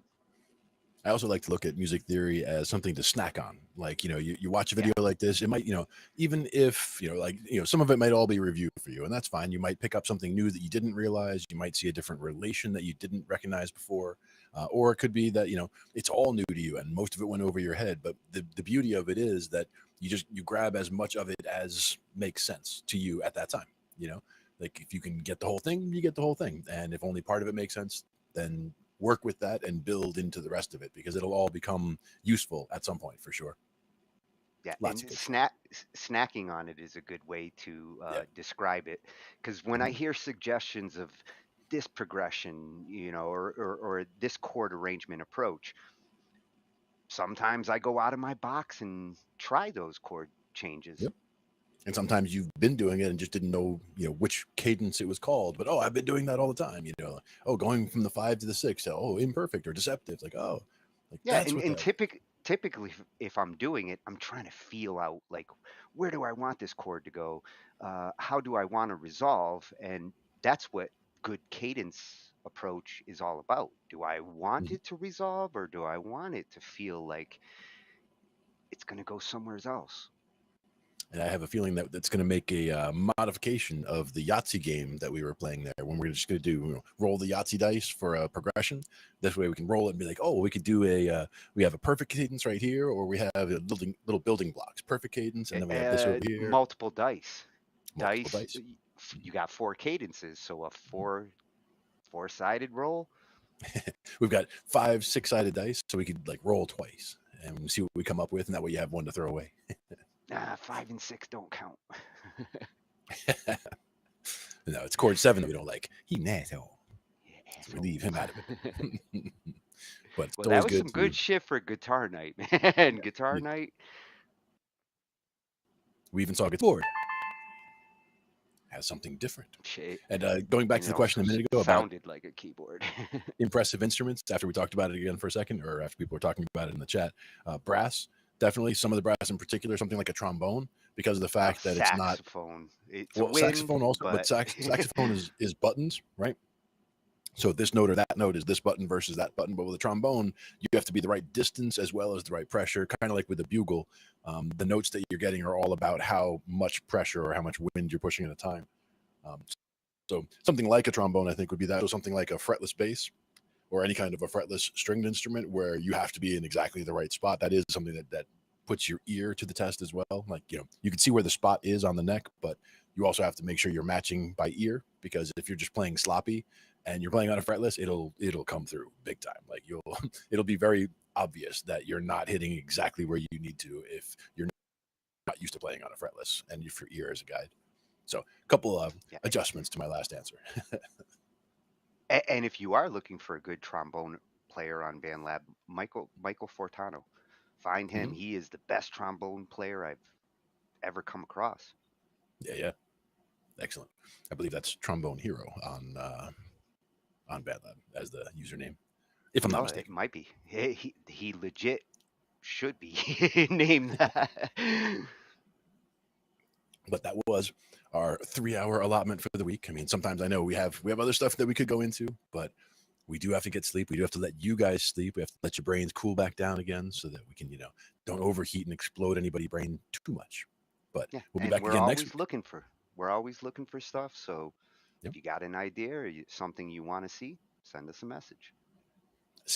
By the same token, if there's a site that you particularly like that has a lot of good resources like we're talking about here, send it on over. Think about it. I'm sure it's probably something that we'd love to have added to the wall, because we've got a lot of good resources on that wall to look. Yo, and me and Uni, we're talking about some IT. Exactly. And then next week, there'll be more on Thursday of Talking Shh IT with Glenn and Tony. We cover digital audio workstations and music tools. We explore theory, gear, and MIDI too. How to arrange, compose, and the art of arranging. Taking a look at AI and how the times have changed. On a PC or a Mac and even with a mobile device, we'll be talking about it all every Thursday night. From software to plugins and synths that entice. Dive deep into tech and let creativity take flight. Talking IT. We're talking IT.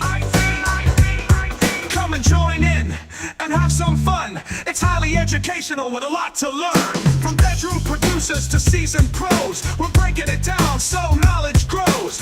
Whether you're a DJ or a beat making wizard, we got the tips and tricks to make your sound sizzle. Mixing and mastering, that's our jam. With the tutorials and tips on how much RAM. Get the best quality from your setup and gear. Tune in every week and lend us your ear. We're talking IT. Come and join in and have some fun. It's highly educational with a lot to learn.